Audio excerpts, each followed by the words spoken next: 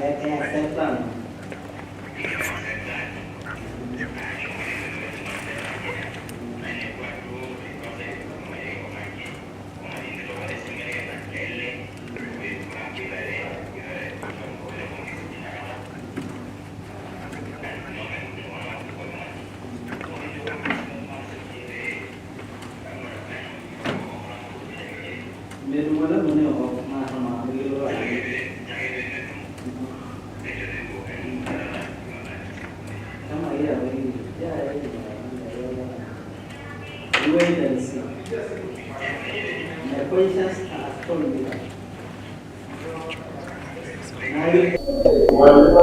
afternoon.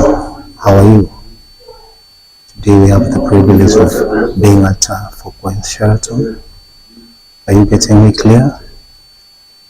Unanipata? Haifanyi sasa ulize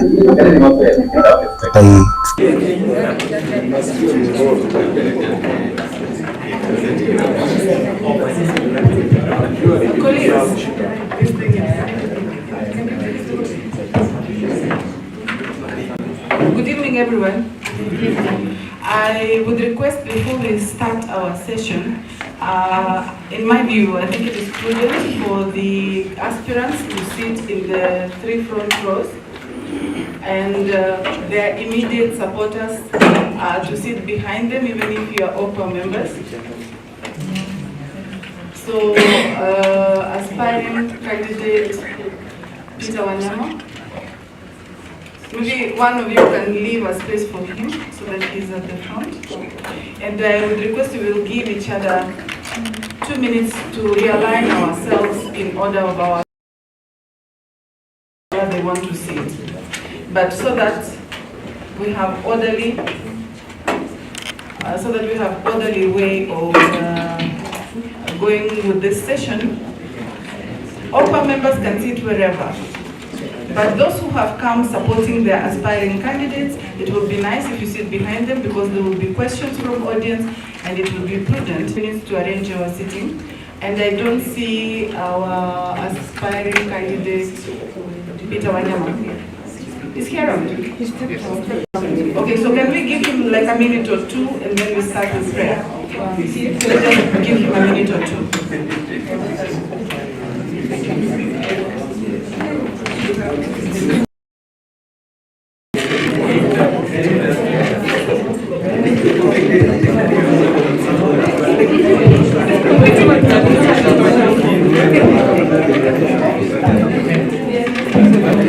No, there is a timer. They give us a timer.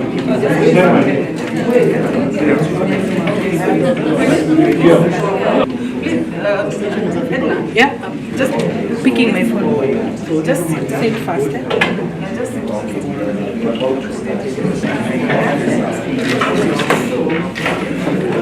You don't share my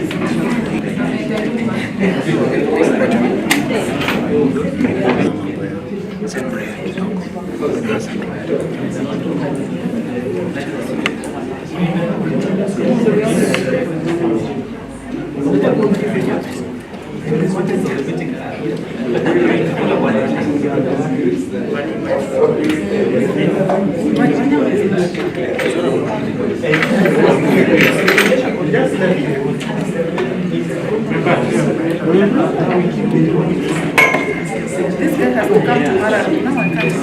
No, I can't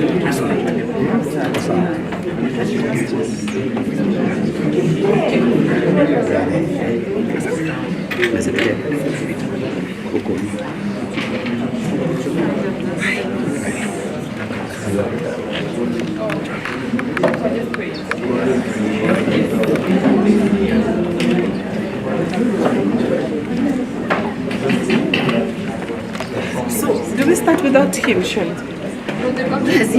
He was here actually.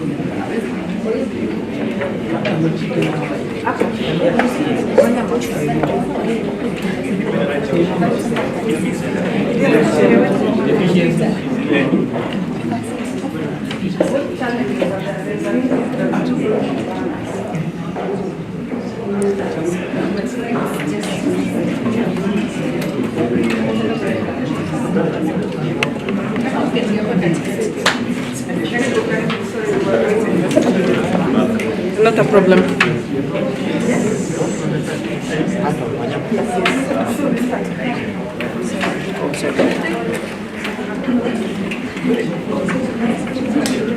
Mambo fit.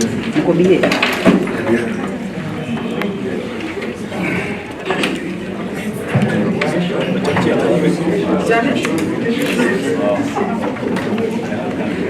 Good evening, everyone.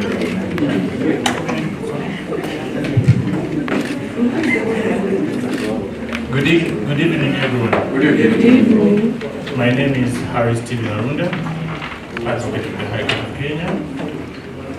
I wish to welcome you to this session.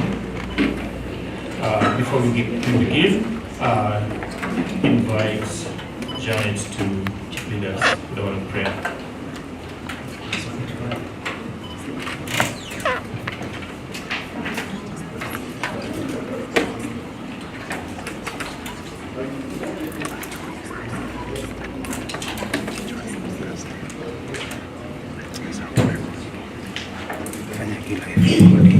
Good evening, colleagues.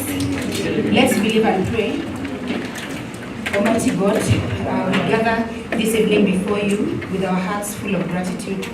We thank you so much for the gift of life, for the privilege of service, and for the opportunity to come together as a community of legal professionals under the banner of the Okil Kamaloka Welfare Association. We ask you, our dear Lord, for your guidance throughout this debate. Grant wisdom to all the candidates, clarity to all the moderators, and attentiveness to all the participants. May this forum be conducted with mutual respect, fairness, and integrity. Bless our efforts to strengthen our profession, to build unity in diversity, and to champion justice for all. We pray this in Jesus' name. Okay. Thank you, members. As you've heard, my name is Anyango Janet. I chair the events committee of the Okil Kamaloka Welfare Association. We are very happy that you are able to honor our invitation this morning. Welcome to our presidential candidates, and we are wishing you all the best. So, ladies and gentlemen, on behalf of the Okwa Events Organizing and Planning Committee, I extend a very warm welcome to each of you, both those present here physically at 4 Points by Sheraton in Nairobi, and those joining us online, to the Okwa presidential debate for this 2026 LSK Council election. This evening marks a very important engagement in our calendar and a significant moment for our community as a whole. The theme of this debate, what is in it for us, reflects not only on our curiosity, but also our commitment to the meaningful dialogue and accountability within the legal profession. The Okwa Events Organizing Committee is a standing committee, a body of 25 committed members drawn from across the years of legal practice, from young advocates to senior practitioners. Our role is to plan and deliver all Okwa events and engagement with a focus of inclusion, relevance, and excellence. Some of our ongoing initiatives include networking mixers for young and senior lawyers from our community, advocacy forums, wellness drives, and charity walks, virtual mentorship sessions, legal aid collaborations with the various legal aid service providers, community outreach events, social get-togethers and celebration, and of course tonight, the presidential debates. We're not stopping here. I'm excited to announce that our next major event happens in Kisumu on the 31st of January 2025, where we are going to host our second annual cultural gala dinner at Acacia Hotel from 6 p.m. We are very blessed to have our Honorable Justice Okwa, who shall be our chief guest and keynote speaker, and all senior counsel and the junior bar in attendance. So it will be an evening of celebration of our culture, excellence and unity, and we invite all of you to attend. For those interested in tickets, details will be happy to share information after tonight's event. So as the committee, our work is not only about logistics, it's about creating intentional space for Okwa members to connect, to be seen, to be heard, and to contribute to the growth of both our association and the broader legal profession. So to the presidential candidates with us tonight, we thank you sincerely for accepting our invitation. We trust that this forum will allow you to engage authentically with our membership and present your vision for leadership, not only for the Law Society of Kenya, but for a more inclusive and equitable profession. So thank you for being part of this important engagement, and we look forward to a meaningful debate. I now welcome the Vice Organizing Secretary to take us through the debate objectives, our format and rules of engagement.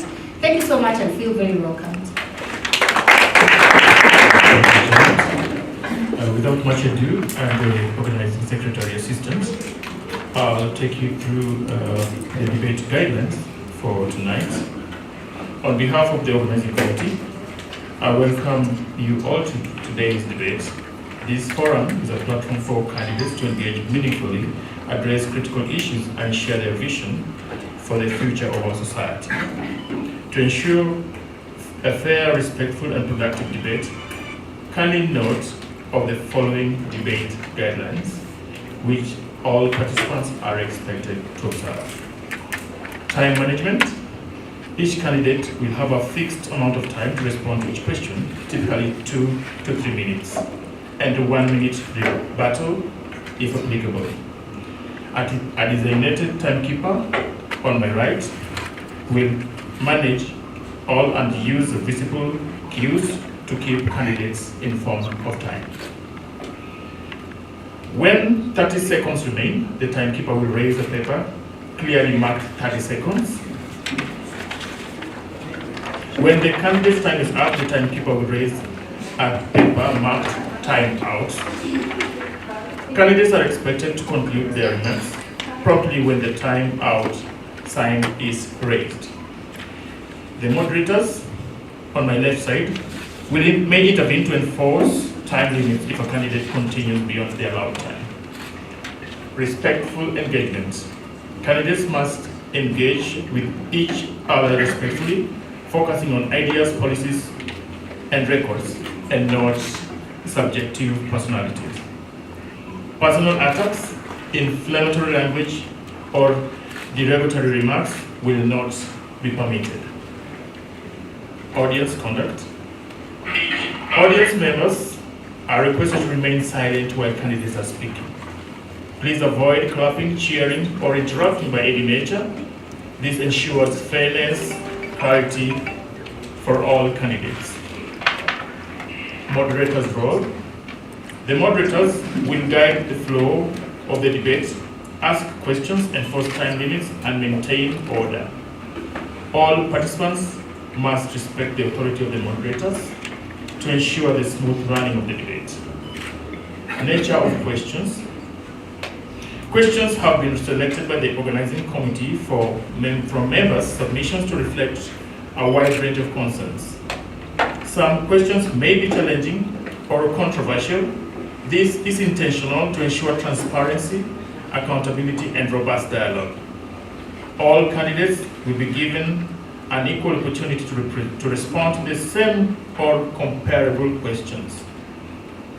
Guideline 6, equal opportunity. Each candidate will receive equal time and equal opportunity to address and respond to questions posed. No candidate has been given advance notice of any specific questions. Recording and public access. This debate is being recorded or is live streamed to ensure transparency to allow wider member participation. Please avoid interference with the recordings of the debate process. And final note, this debate is part of our commitment to transparency, leadership, accountability, and open engagement. We encourage honest conversation, professional decorum, and bold ideas, all in the spirit of strengthening our profession and this society.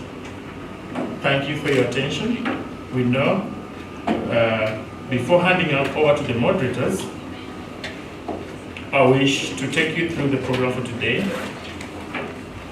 That is, though we are late, we rushed through, we have done the prayers and the arrival is well settled.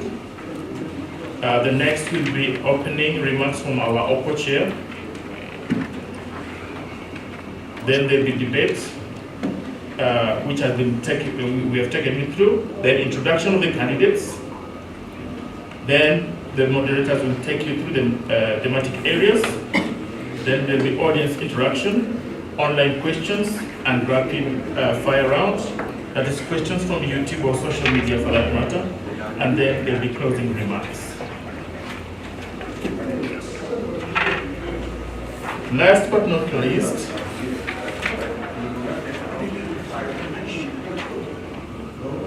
I wish to introduce the moderators before you tonight.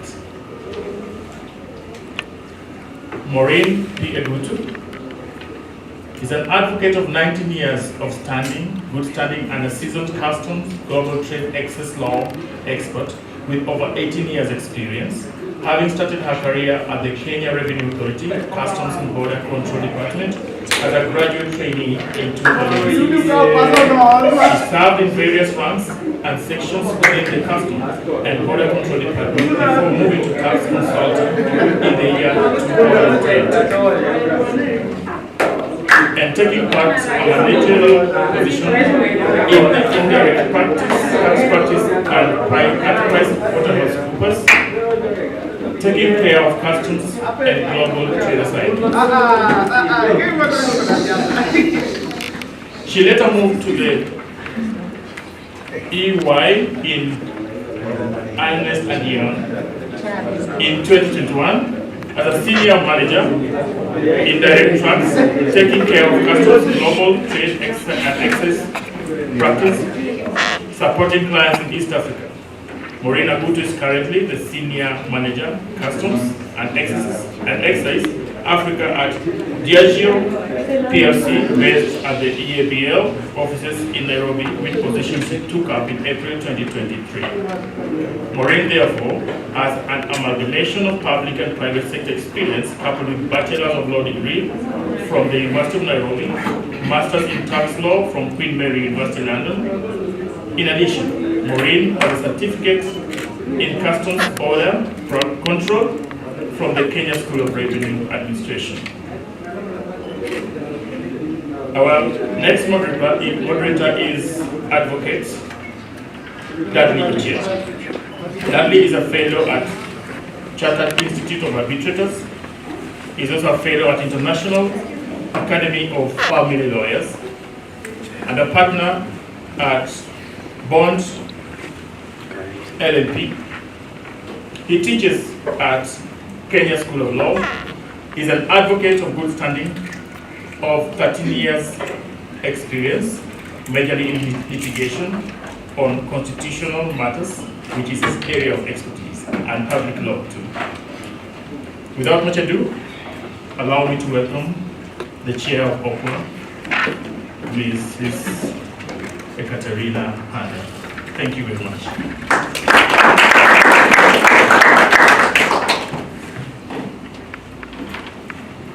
Good evening, colleagues.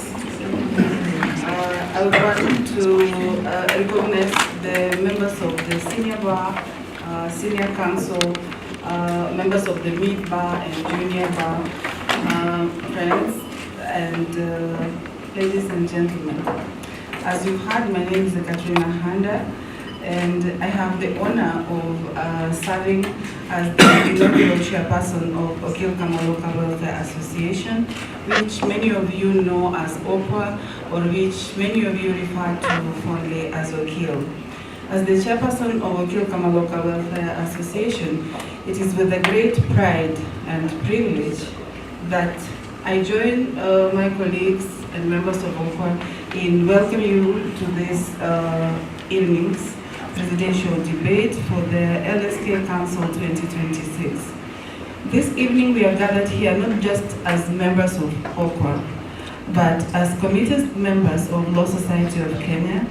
We salute the broader LSK membership across all branches and regions, and reaffirm our shared commitment to a strong, accountable, inclusive, and visionary professional body. Today's event is historic for us, but it is also intentional. It is for the first time in this election cycle, we are gathering as a community, not to campaign for one of our own, but to listen, to question, and to decide who will lead the Law Society of Kenya. This event is themed, what's in it for us? It's not a rhetorical question, but it is a legitimate, forward-looking question posed by the majority of our constituency and within the legal pursuit of clarity and commitment to fairness, inclusion, and professional excellence. We thank the 3 presidential aspirants who are here for accepting and honoring our invitation to engage directly with our members, both here in this audience and those who are listening and attending online, for participating in this important civic moment within Okwa, but also within the larger bar. We are grateful to the moderators for their preparation and to each and every Okwa member who continues to uplift our community through mentorship, advocacy, and professional excellence. Our community, as you know, and you must have heard me speak about it before, comprises of 2,000 advocates and lawyers who hail from the Greater Nyanza region and whose practice spans the breadth of litigation, public law, academia, prosecution, in-house legal services, commissions, tribunals, civil societies, and different areas of alternative dispute resolution. Though many of our members are based in Nairobi, our impact and networks are truly national. Over the years, Okil members have served with distinction in the leadership of the Law Society of Kenya, including on the council and key committees. Yet, visibility has not always translated into tangible outcomes, whether in access to LSK representation appointments, opportunities in public legal work, or inclusion in market-shaping networks. We recognize that this experience is not only unique to members of Okwa, but it is real and it matters. Our concern is not simply for representation, but for measurable inclusion. While Okwa does not have a presidential candidate in this year's election, the fact does not reduce our stake in it. On the contrary, it sharpens it. We are far from passive. We remain one of the most organized, active, engaging, and visible groupings within the Law Society of Kenya, and we reaffirm our place within the broader LSK fraternity, united in our shared vision for a strong, responsive, and inclusive society. We approach this debate not with suspicion, but with a strategic and professional interest. Like many other organized groups within LSK community that have come together around shared values or regional identity, we too have chosen to organize thoughtfully and purposefully. We have rejected the divisive ethnic politics. Our focus is not on who is familiar or from where, but on who can deliver results that benefit the profession broadly, including ourselves. In short, our vote is not about proximity. It is about principle, performance, and impact. This is why we are here. First, to hear directly from candidates, to ask hard questions, but respectfully, to understand what each leadership vision means in real time. For example, will Okwa members have fair access to LSK briefs and representation appointments? Will young and mid-level lawyers gain visibility and mentorship within LSK? Will inclusion of diversity be a principle or just a slogan? And will leadership reflect merit, equity, and not just recycled alliances? We come to this engagement as principled and professionally invested voters. Our vote will not be automatic. It will be earned with ideas, with integrity, and with courage. The second purpose of this debate is to provide an open and respectful platform to the aspiring candidates to articulate their individual positions while directly engaging with our members, and also to demonstrate their commitment to inclusion, equity, mentorship, and professional accountability. We seek to hear how each aspirant intends to lead the society that reflects the full diversity of Kenyan Bar, including our voices, our challenges as a community, and our communal aspirations. At this time, we seek to understand how each candidate plans to engage, serve, and reflect the interests of advocates across all practice areas, branches, and communities, including ours. Allow me to give you a little bit context of Okwa, what it is about and who we are, and perhaps many of you already know. We are a voluntary membership association registered under the Societies Act. As I said, we have over 2,000 members amongst ourselves, all of Luo extraction. Amongst us, we have a couple of members who actually joined at the early years. They weren't strictly speaking from Greater Nyanza region, but they were aspiring Luos. So they remained amidst us and they're still there with us and we treasure them. We are diverse in our practice areas, as I had mentioned. Our mission is to enhance the professional standing, communal impact, and intergenerational legacy of our members through networking, mentorship, group investments, legal advocacy, and cultural identity. While participation is voluntary, Okwa remains active year-round through a robust committee system, and we have quite a number of committees. Just to let you know, we have Networking and Welfare Committee chaired by Abner Mango. Many of you know him. We have the Publications and Early Career Development Committee chaired by Evans Ogada. The Events Planning and Organizing Committee chaired by Janet Anyango. She was just here doing welcoming remarks and holding a prayer for us. Fundraising Committee chaired by Enrica Dulo. Investment Committee chaired by Dr. Ogendi.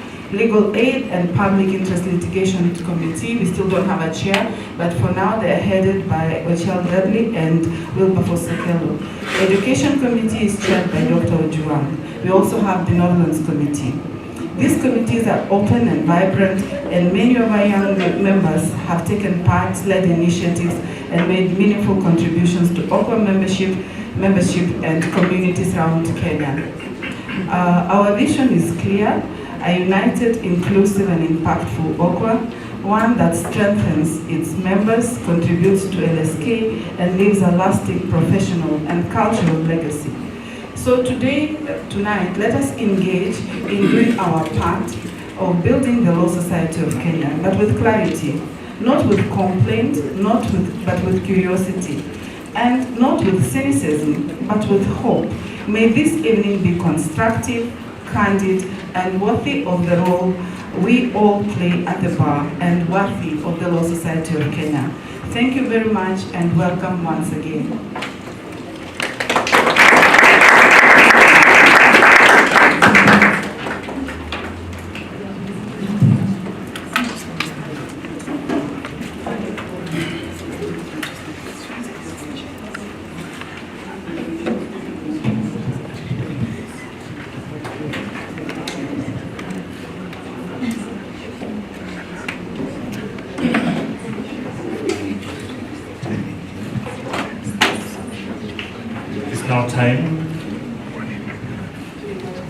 It's now time to invite the aspiring candidates or LSK presidential candidates in front. Without much ado, Mr. Peter Enyama, Mr. Kamaloka, and Senior Counsel Charles John.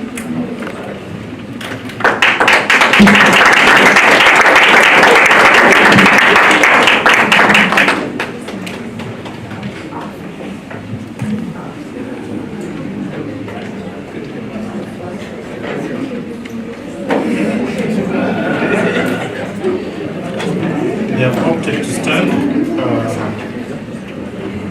We pray for silence, please, as we begin the critical part. I now welcome the moderators to start. I hope.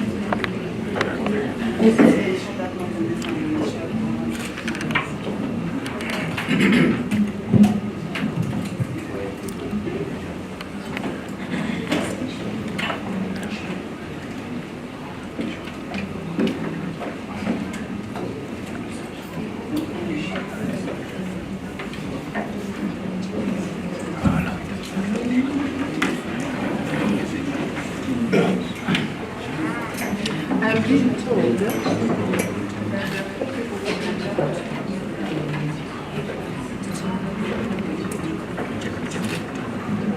All right.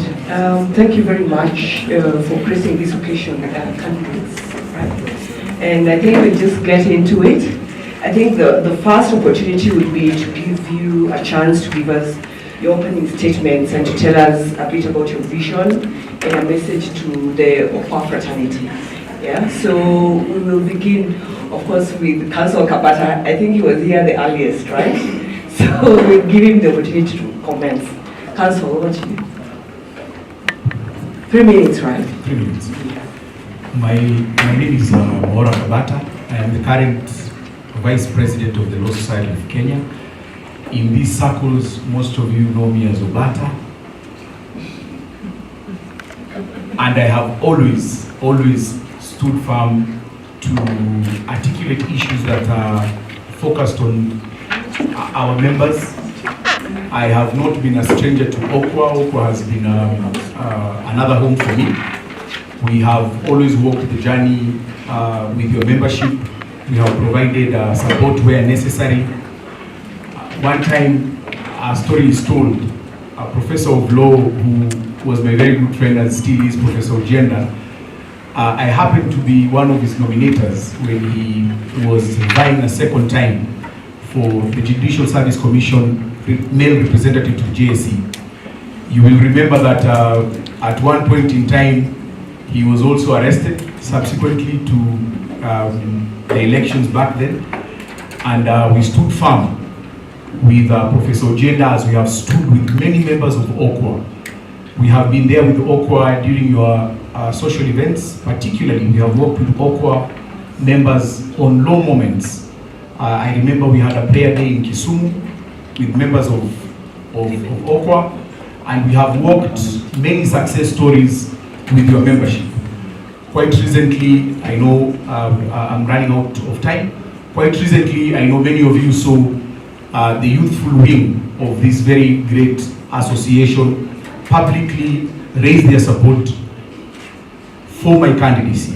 And that is the belief that I am saying I am inclusive, I am supportive, I am accessible. You will also note that particularly focus is on member issues, and we will speak about the 2027 election because we are not afraid to say it. That is the elephant in the room, and when I get my opportunity to speak about LSK's participation, I will do so diligently and with a lot of boldness. Asanteni sana. Let us wait for a very heated, healthy debate, and may the best man win, may Obata win.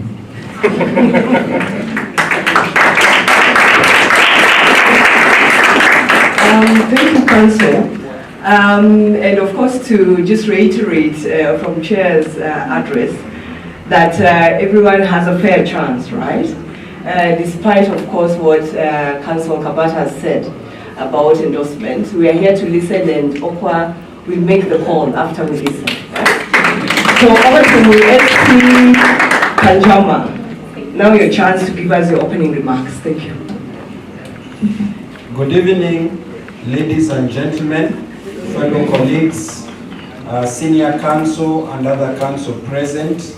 It is indeed a great honor, a privilege, and for me actually it is a very delightful opportunity to be here engaging the members of Okwa, both those who are present with us physically and those who are following kwa mtandao, on why this coming LSK election matters and why it matters significantly for all of us. We are approaching critical times in our country and in the legal profession as well. We are approaching a time in which the next president and leadership of the Law Society will have to guide the profession during 2027 elections. We are approaching a time when confidence in the ability of the judiciary to manage certain political disputes is diminishing. A time when confidence of lawyers that matters of practice and welfare are able to be focused on by LSK is approaching fever pitch. So this is a very important moment. It's also a moment when LSK is about to start a major project of putting up Wakili Towers in Kitanga Road. A time when LSK needs somebody of unimpeachable integrity, independence and courage to lead the Law Society of Kenya. It is for those reasons, ladies and gentlemen, that I, Charles Kanjama, Senior Counsel, the first SC, to throw his hat into the ring for possible election by members as President of the Law Society of Kenya. It's the first time for this to happen. And I'm asking for your vote and support. Before my 3 minutes end, let me say that I am a friend of Okwa, because from 20 years ago, when we set up our law firm, Muma and Kajama Advocates, we started as 2 founding partners, and my partner Andrew Muma is a member of Okwa. Okwa had not been formed in 2006, but our firm has been a very diverse firm, and we have membership from the region of Okwa. In fact, apart from Nairobi, where we have our main branch office, our second branch office is in Kisumu County, in Kisumu City. So I'm delighted at all the interactions we've had previously with members of Okwa, and I look forward to future interaction and engagement. I know that members of Okwa have confidence in my candidature. Thank you. Thank you for that, Senior Counsel. And now over to you, Councillor Wanyama. These was your opening remarks, including your vision and message to Okwa.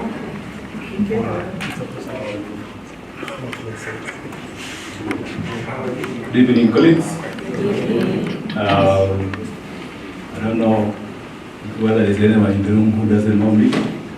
My name is Peter Wanyama, advocate. I've practiced law for the last 18 years. I practice in Nairobi.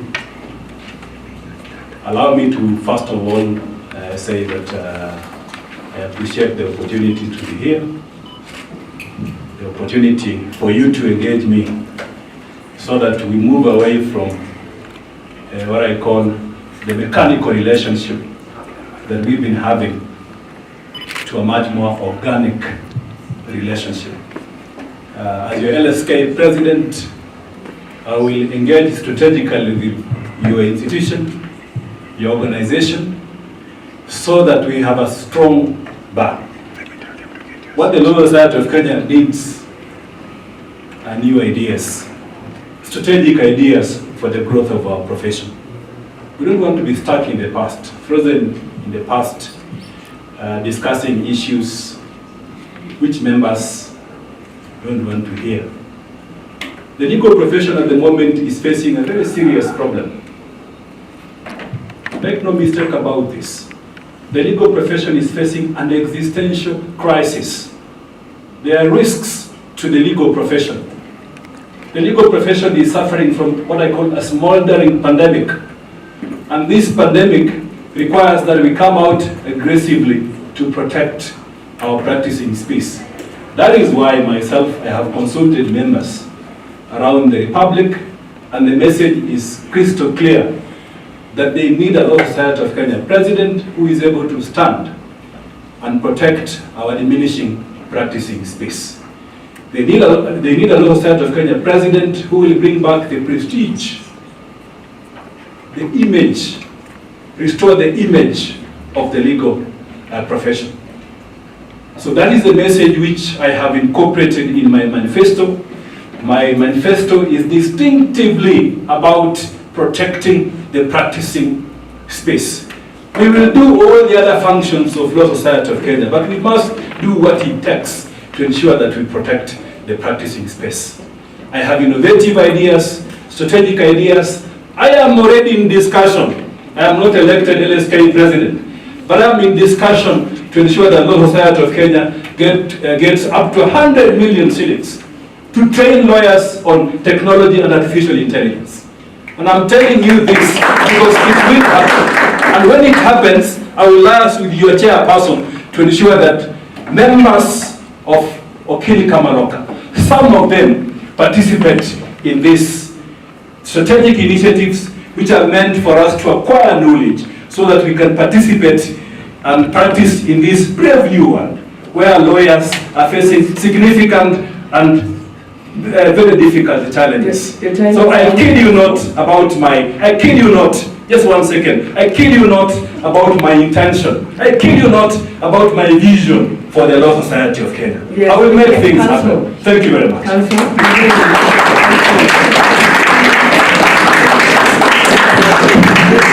Try and maintain our positions behind the podium, right? So that, we proceed well, right? So the first question, I think Councilor Wanyama has spoken very passionately about it, but of course we are going to hear all the other candidates as well, right? And many Okwa members, even those in Nairobi, face challenges in access to work, right? We're talking about briefs, consultancies, mentorship, etc. And also visibility at LSK. So what specific programs will you implement to support young advocates, particularly those from historically marginalized communities, insecurity, pupillage, briefs, and employment as well? Yeah. I'll start off with Councilor Kabata. How many minutes? 2 minutes. The story that I am going to give, Honorable Moderator, is not a story of a promise. It is a story of what we are doing at the Law Society of Progress. We have not only been focused on giving young lawyers a particular priority in public interest litigation briefs, but it is on record that their inclusion also in committees of the Law Society has been sustained in this present council. Anyone who attempts to express anything to the contrary that the LSK Council currently has constituted did not focus on that and has old ideas, in fact is giving a mockery to your own President Faith Odhiambo, who is a member of Okwa and has done exceptionally well as a president. In terms of mentorship, we have done mentorship for young lawyers, the first series of the Chief Justice's mentorship series. We have done the LSK mentorship series, which is still ongoing. We did the second mentorship series in October with the help of the Chief Justice and the Office of the Chief Justice. We are continuing to open these doors, especially on new areas of practice, AML and CFT, AI. We have a partnership with the National Treasury of Kenya to support the sensitization of AML and CFT. And the Treasury Director of Finance has promised that 130 million in this particular quarter will come to the Law Society and for purposes of sensitization and training young lawyers on areas of particular focus in AML as well as AI. We are doing exceptionally well in terms of taking inclusivity of marginalized and minority groupings at the Law Society of Kenya. That is our current priority. We are rotational in terms of the appointments that we are doing, and I'm seeing Council Member Assessor is here, he can attest to this. As a council, we do not restrict our opportunities to Nairobi practitioners alone. It is on record that it goes to all other colleagues across the country. I thank you so much. All right, just in rebuttal, Council, I just wanted to ask about the value of those briefs that you said have gone to the young lawyers. Can you give us something in terms of quantum and amount of work that has gone out to them? You can express to me the indication of time so that I don't... 1 minute. 1 minute. Thank you. There are so many cases that the Law Society has done in the course of the 2 years that we have been in the profession.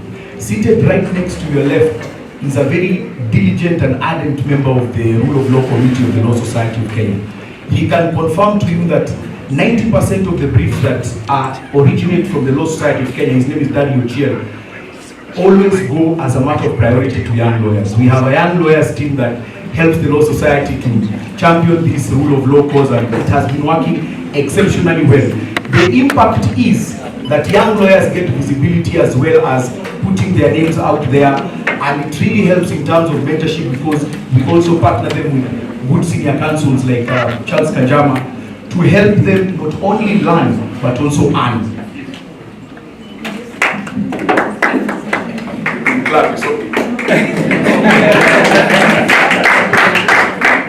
Let me come to you, Okil Wanyama. What have you done for young lawyers, and what specific programs will you implement to support young advocates? Yeah, they have said that I don't move behind the podium, but I like to speak to my audience by looking at anything else.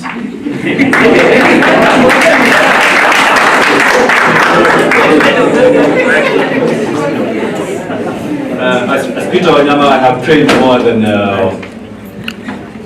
60 young lawyers. 3 have PhDs. That is mentorship. I do serious and structured mentorship to legal practitioners. When you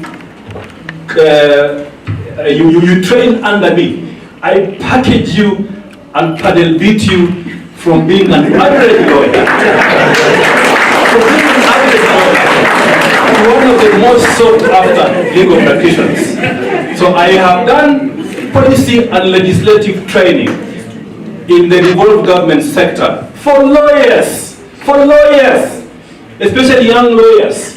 And they are there in various sectors. From a sectoral perspective, I have trained young lawyers on energy and agricultural development, trained young lawyers on how to navigate the terrain of technology and artificial intelligence, trained young lawyers on honesty to practice law with integrity. So I have done serious and structured mentorship. And this is my vision for the Law Society. Young members of the bar, don't despair. Help is coming.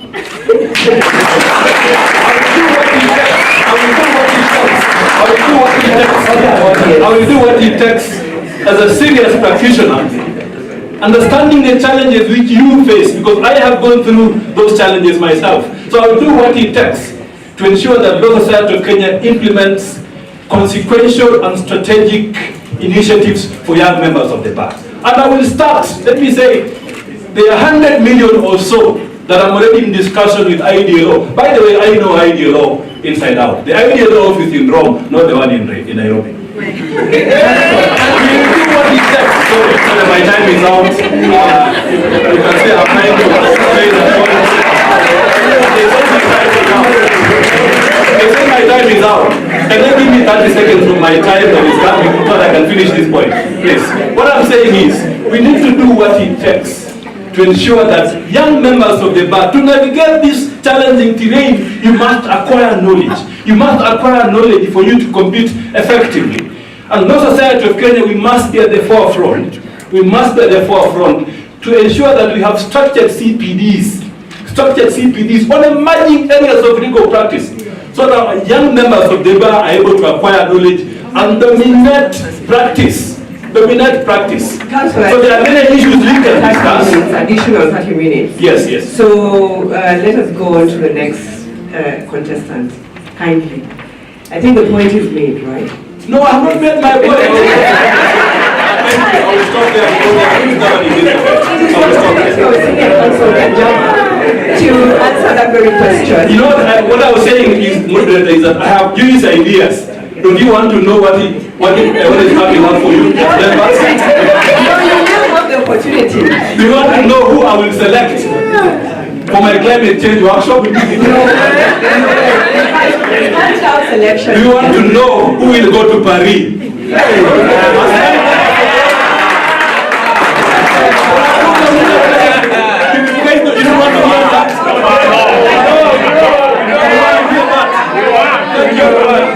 Let's continue the debate. It's okay.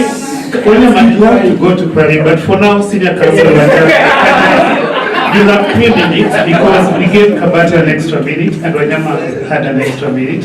So 3 minutes, same question. Let's go. Thank you, moderators.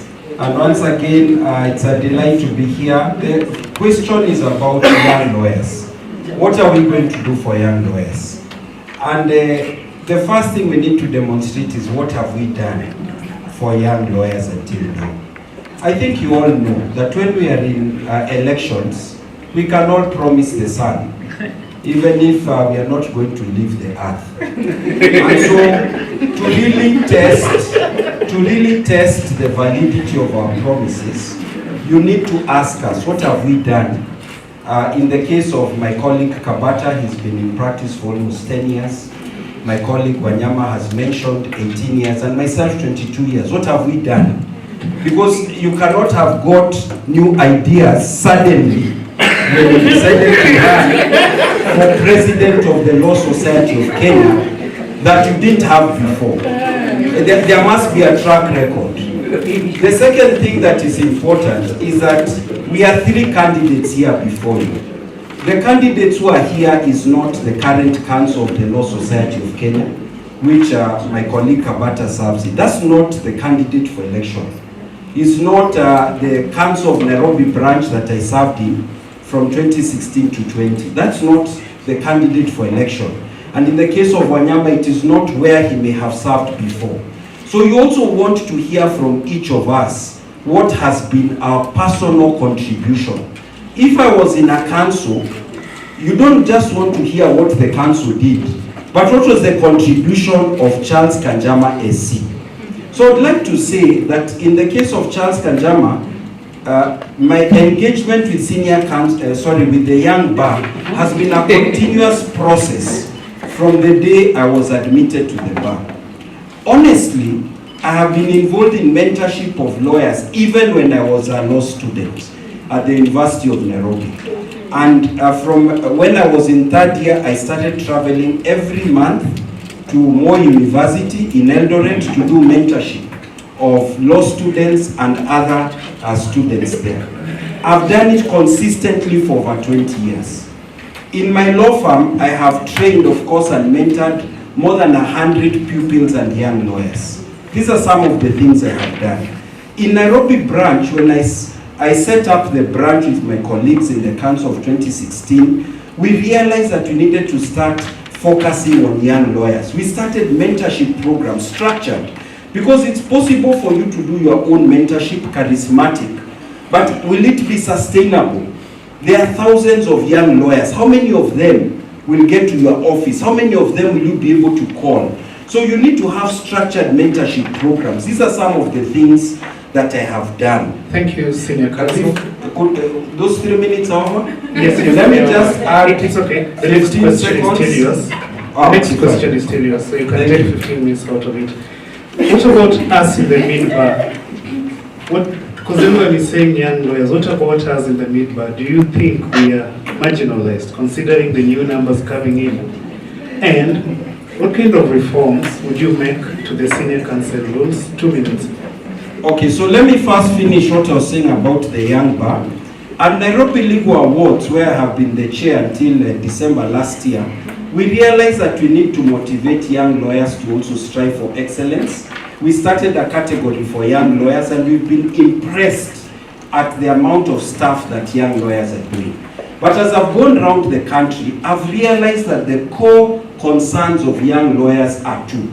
1, they want us to protect and expand the practice space so that it's enough for all of us. And 2, they have a concern about disproportionate or unfair relationships between the young bar and maybe the senior bar, between private practitioners and government entities and so on, where some people dominate, they receive all the fees or a big chunk of the fees. Young lawyers are not getting their fair share.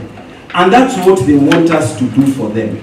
In terms of the mid-bar and also the senior bar has been feeling increasingly disconnected from the Law Society of Kenya.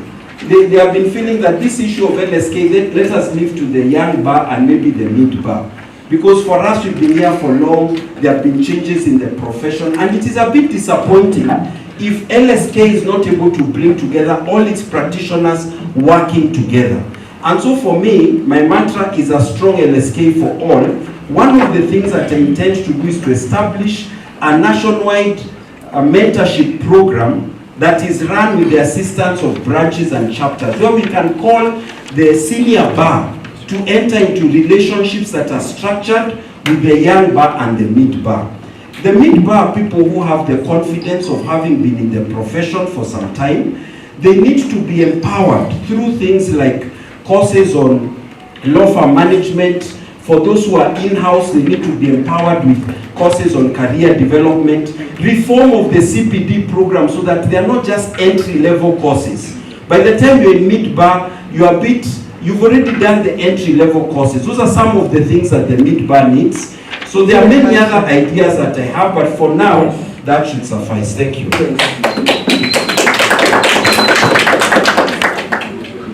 So the same question, of course, to you, Council Kapata, yeah, about the mid-bar and the senior bar, and how you're going to be able to take into account their concerns when you come in as president of the NSK.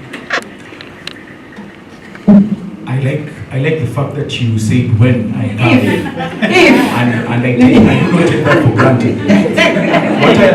What I am saying is, we have taken into consideration the various concerns of the various categories of practicing advocates in Kenya. For Midbar, we realized quickly at the Law Society that their main concern was on practice, and specifically their sectoral unique demands. We have reformed the CPD calendar to have a key focus on those sectoral areas of practice, and not just professional training that is mounted on the assumption that CPDs are on compliance on applications for PC. And it has been a great success, especially on new areas of practice. We have done legislative amendment training for in-house counsel. At KRA, we have done procurement law, we have done mediation, and it has been a great success. We've done legal audits for sectoral in Naivasha and in Mombasa. And these stories come with a lot of monitoring and evaluation feedback from our members. When you talk about the senior bar is in fact one of the most crucial targeted groups that we are dealing with at the Law Society. We realized with feedback that after COVID-19, the Law Society started defragmentizing itself from physical engagements and the intervention of virtual courts and virtual AGMs and SGMs. We could not engage physically as human beings. What we did is we have a forum for senior lawyers, and we are introducing what we are calling the Sunset Days at the Law Society, which is a pension scheme that is geared towards ensuring that you don't fear leaving your practice and venturing into an old age that is dignified.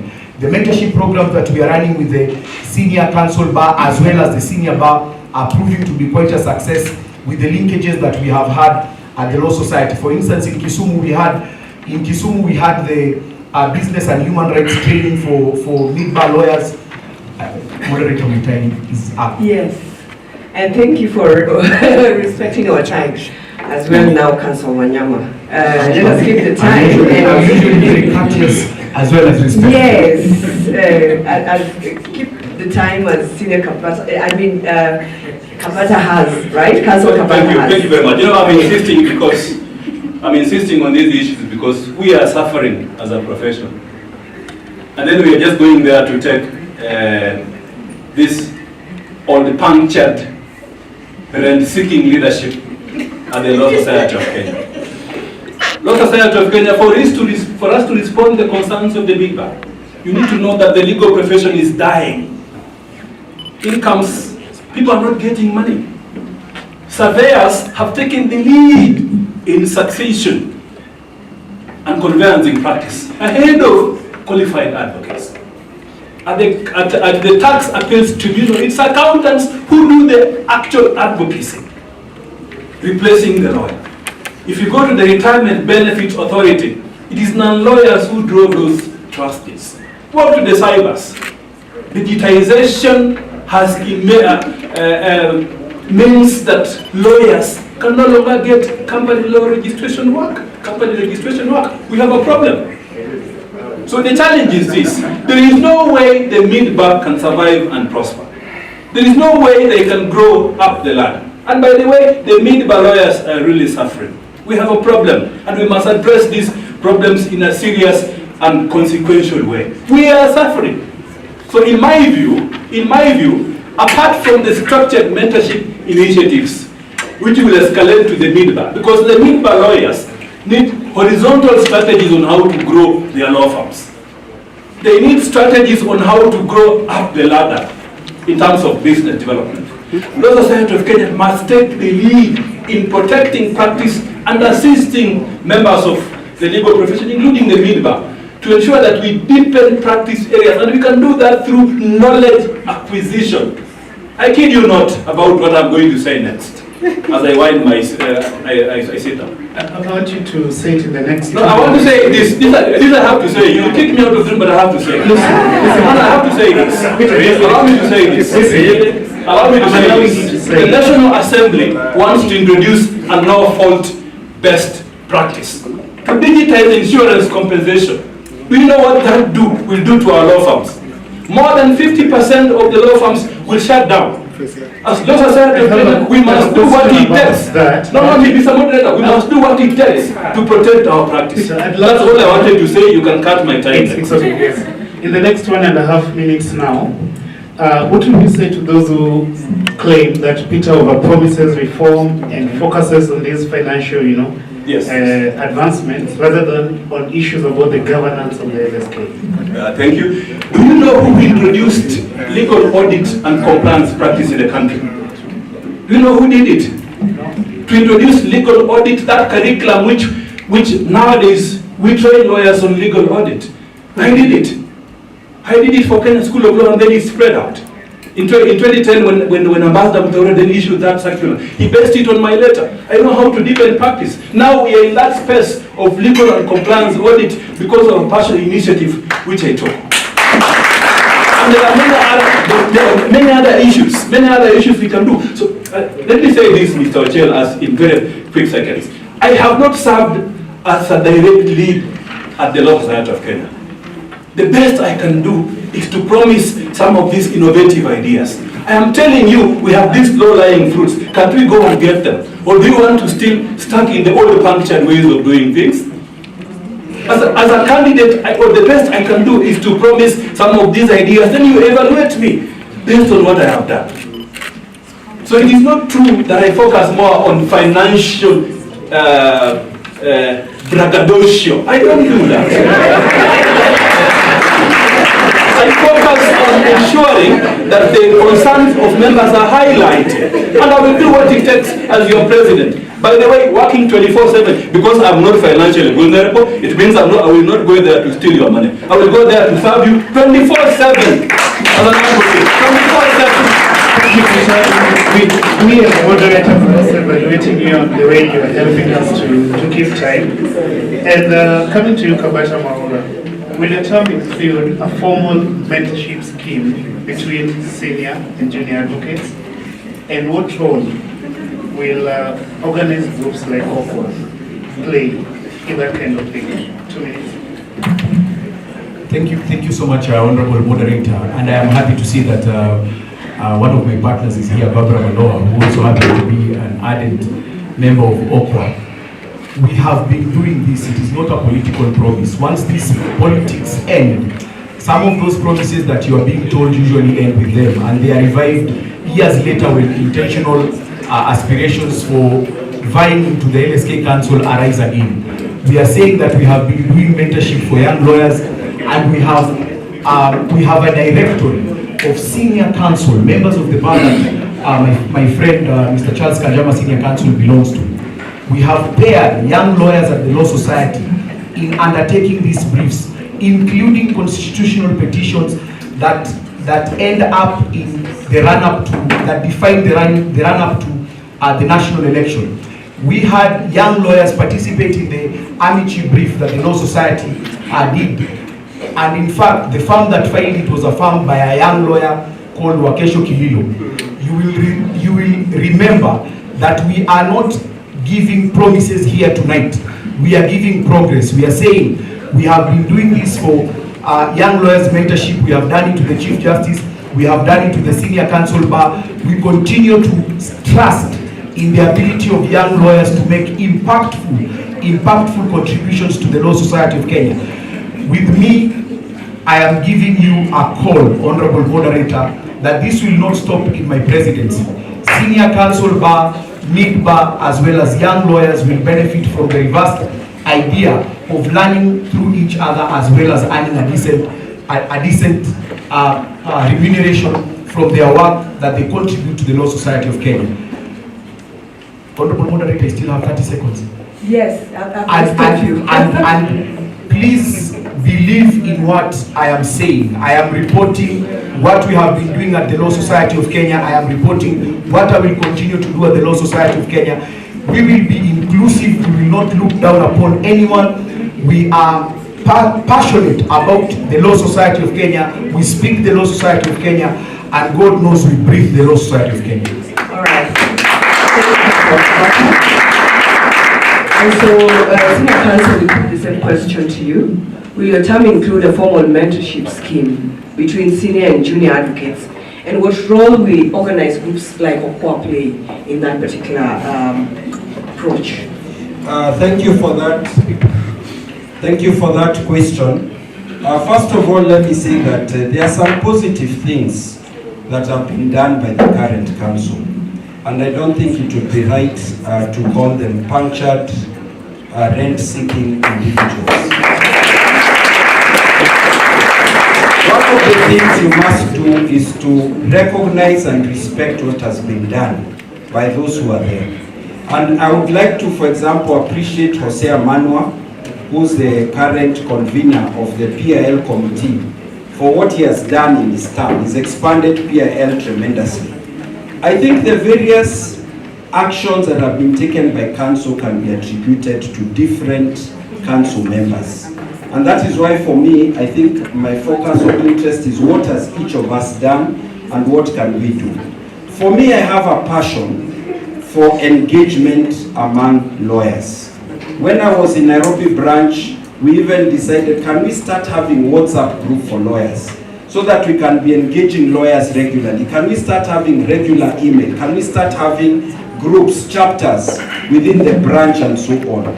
One of my commitments now is I want to have a register of associations of lawyers. Okwa, Young Okil, but if they use the name of Okwa, they have to get the permission of Okwa. Otherwise, they need to get the other name, Chabi. And then other groups as well. And I want them to have a constitution, to have clear leadership, because I love engaging these groups. One of the things I will tell you, members, is that any of us who believes that they will accomplish all this wonderful transformation that we are promising alone is headed for shock. Because LSK is a body with 18,000 active lawyers, 27,000 registered. Some of them are state council that we need to get in. So for me, my passion is to work with the young bar, the mid bar, the senior bar, and all the bars, and the other associations, branches and chapters, to pursue this question of mentorship. All right, thank you, Senior Counsel. I think we will then pivot to the next question, which looks at in-house counsel, basically, because I think it is out there that most of the time we address the concerns of litigators, and sometimes we overlook in-house counsel. So how will you ensure, Senior Counsel, that LSK speaks for advocates serving in public bodies and commissions, corporate bodies, academic institutions, and tribunals as well? First of all, you must recognize in-house lawyers. And Nairobi branch, when I was the chair, was a pioneer on this. We started having events for in-house lawyers. When we established Nairobi Legal Awards Trust, we had categories for in-house lawyers. Right now, public sector lawyers, their main concern is the non-practice allowance. They want LSK to get it for them. It has been a journey over several years, and they are concerned, how come we've not got there? So for me, my first focus for public sector lawyers is to fight hard to engage the Salaries and Remuneration Commission to seek to enforce the existing court orders, to go for mandamus and contempt orders, and to use all other mechanisms, including engaging Treasury, to get non-practice allowance in place for public sector lawyers. Then for in-house lawyers who are in the private sector, they also have their concerns. Their concerns are about career development.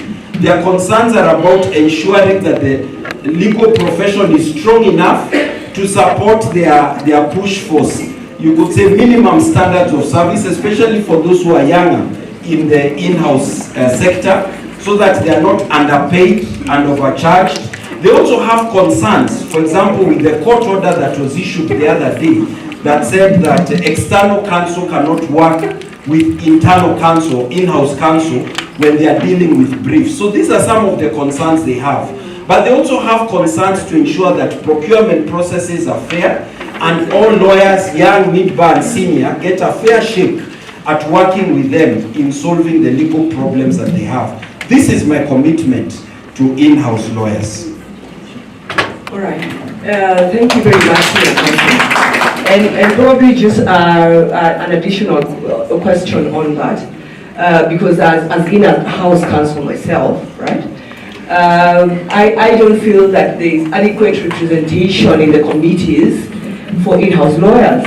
And so how will you ensure that you shake that up so that then they feel also represented in these committees as well?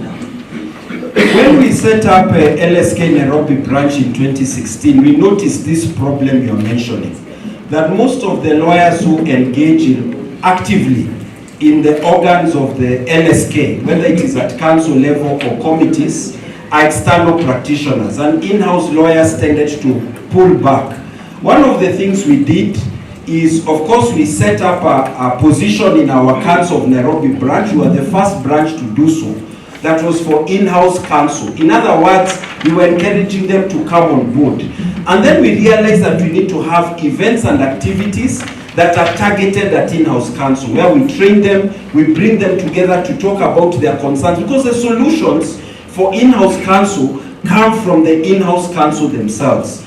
In Nairobi Legal Awards, for example, we have an annual in-house lawyers forum, and it has been amazing, the ideas that they have brought on board. So for me, I think that we need to ensure that in the composition of all the committees of the Law Society of Kenya, that in-house counsel have a number of slots so that we can encourage them to fully participate in the activities of the society. All right, thank you, Senior Counsel, for that articulation. And I'll come to you, Counsel Wanyama, with that very question as well. So how will you ensure LSK speaks for advocates serving in public commissions, public corporations as well, academic institutions and tribunals? Thank you very much. Allow me first of all to say that all the concerns, because of time, all the concerns of public sector lawyers working in the public sector, I have heard you. Given the platform of LSK President, and you can see sometimes the passion which I bring in this leadership, we will do what it takes. We will do what it takes, at least to try and resolve the pertinent issues. It might take time. It might take boardroom discussions. It might take hard tactics and negotiation, but we will do what it takes. Earlier on, I said that, and this one is in the context of in-house counsels, that in 2008, I was privileged to work on a consultancy of legal audit for the East Africa Development Bank with my colleague then, Professor Gidu Muigai. And then what happened is that I developed, and this I'm making in reference to in-house lawyers, I developed a consultancy report. Here it is, 300 pages for the East Africa Development Bank. What happened is that out of this, I came up with a course which Kenya School of Law picked on legal audit and statutory risk assessment in public agencies. This report on legal audit and statutory risk assessment addresses the concerns of lawyers, in-house lawyers, especially what are the strategies which a public agency needs to play on legal risk adaptation. What is the role of the in-house lawyer? How do you relate with the board? What about the internal legal risks control? The thing is this, at the in-house space, in-house lawyers are not treated well. They're supposed to be at the center stage of governance, but sometimes they are consulted when decisions have been made. So in my Law Society of Kenya, I will ensure that we reach out to them. We emphasize the centrality and the roles of the in-house lawyers in the public sector, in the governance setup. These are the policy champions who are now being edged out. Remember this, they are being edged out in the process of policy and legislative development.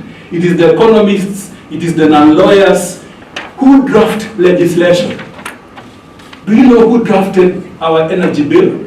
In 2006, it was not done by a lawyer, an in-house lawyer. It was done by economists. And we are saying we need to ensure that we push the concerns of in-house lawyers.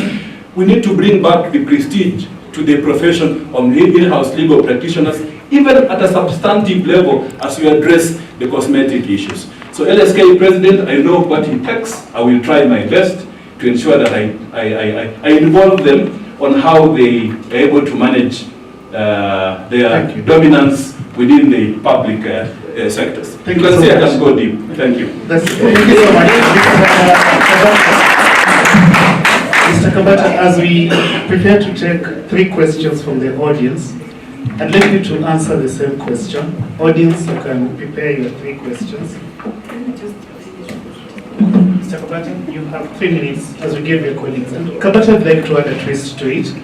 Mr. Senior Counsel Kanjama mentioned the issue of this stoppage of use of external counsel. Besides responding to what you do to in-house counsel, is there a legitimate concern that makes the likes of Omusuni to, go out to court, go to Senate? Add that question to the issue about what you do for in-house counsel. Thank you.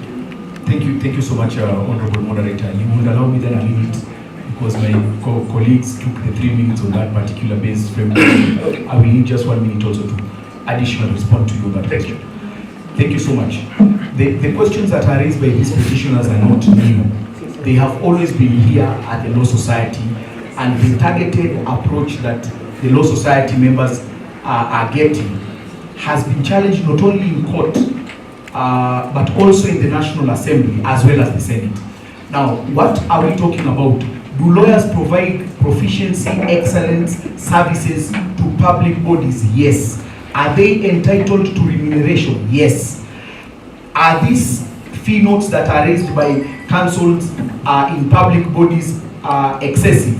They are to par scale of what is permissible in the RO.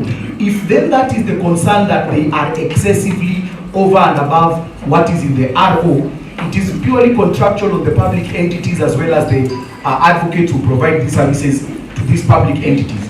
And as the Law Society of Kenya, we have already filed an urgent revision of those orders, and the directions came out and you saw them. What we are saying is lawyers cannot be discriminated from other professionals. In fact, it will surprise you that engineers, both payouts from public, is a county solicitor in Nairobi County, is in the same job group with their counterparts at state law office. But their time, I saw her, but there she is.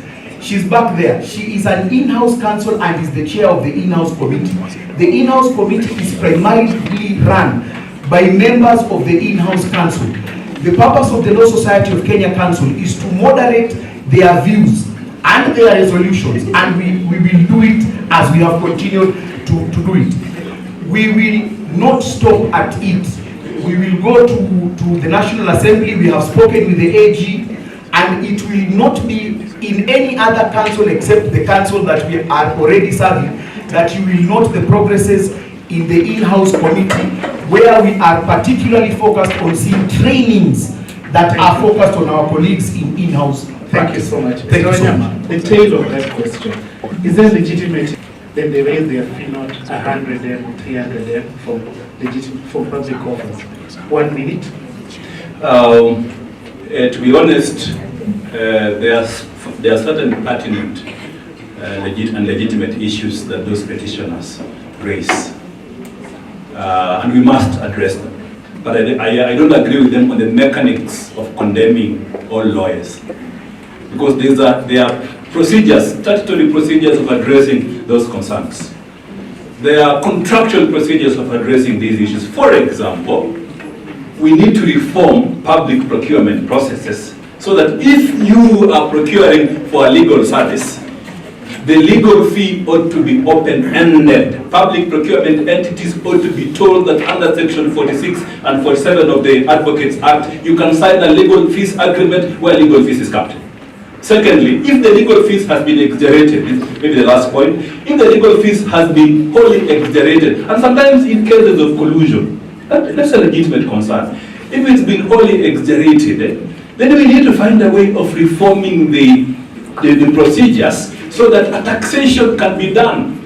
If an advocate has exaggerated fees, and it has happened before, a public agency can go to court and say, with the leave of court, I want this bill to be taxed, so that I know the full amount of money that advocate is required to. Sorry. Thank you. Senior Counsel,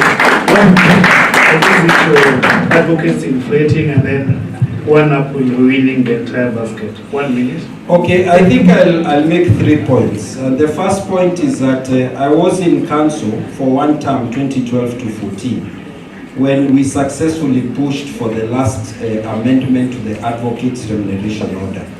The Attorney General was Professor Githu Muigai, the Chief Justice was Willy Mutunga, and both of them initially were concerned that the remuneration order, when it is applied to public sector, especially to certain kind of transactions, causes the public sector to pay very high legal fees. Of course, we pushed for them to agree to the remuneration order as is, but it has continued to be a concern of theirs, of the public sector. That is what is underlying the case of Okwa Omtata. And so the first thing to be done is we need to come up with a mechanism when we are reviewing the current remuneration order to ensure that the way advocates charge fees, the procurement process, is one that is fair to the advocate and to the client as well. That's number one.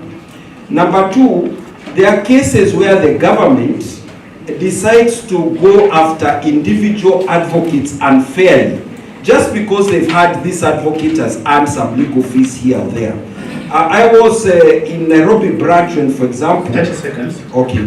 When they went after Senator of Kisumu, Professor Tom Ojienda, we had to go to the police station, we had to go to his office, and the DCI were actually trying to check his files, his client files. And we said, no, this is becoming a bit too much. You are penetrating the advocate-client privilege. So there is a need for advocates to come together to protect the advocate-client privilege. Number three, and finally, in the last 10 seconds, there is a concern of corruption.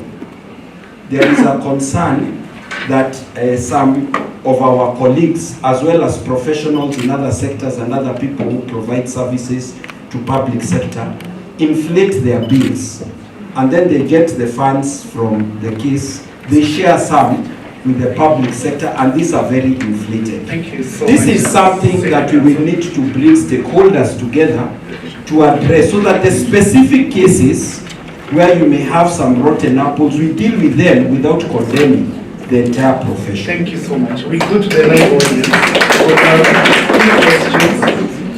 We would prefer to have one row or a column, and we'd love to see zebra questions. We are not going to give all men all the questions. I believe we have lady colleagues. Is that correct? So let's see one from here. There's a lady right behind Uchibaba, and then I'll give our colleague right here. The lady at the corner. I think let's hear them as they come. If you're touched by a question, you can answer it. We'll allocate the questions to you. So we begin with the lady at the corner. Ask them your question, and they have a mic. Do we get a microphone now? Yes, Not yes, enough? we can hear. That's how we're going. We'll take one from the...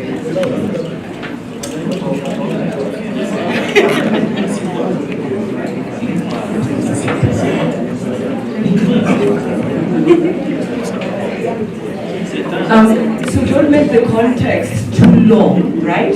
Just try and keep it brief so that then we move on to the next person. Thank you. Welcome.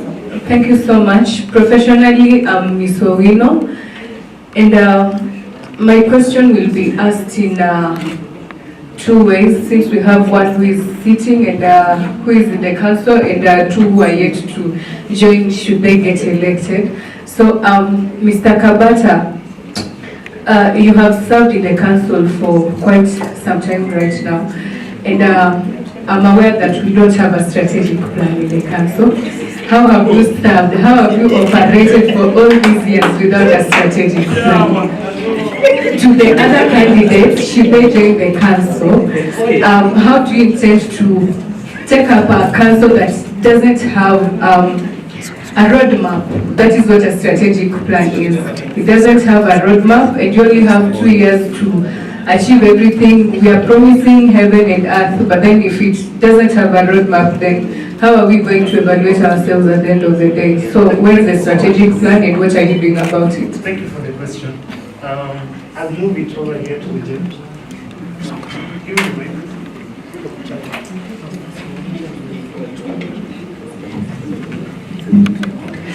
Good evening. Professionally and unprofessionally, I go by Otieno. My question is very straight. I have one question. PMO talked about being in discussions for 100 million from, is it Paris or is it IDO? Yes. Yes. This was talked 2 years ago when he was running. So my question is this. Is this 100 million conditional, or is it something you would do for the council, whether you're elected or not? And as the second link to that question, where did the 100 million that you were in discussion to 2 years ago go to? Thank you. Thank you.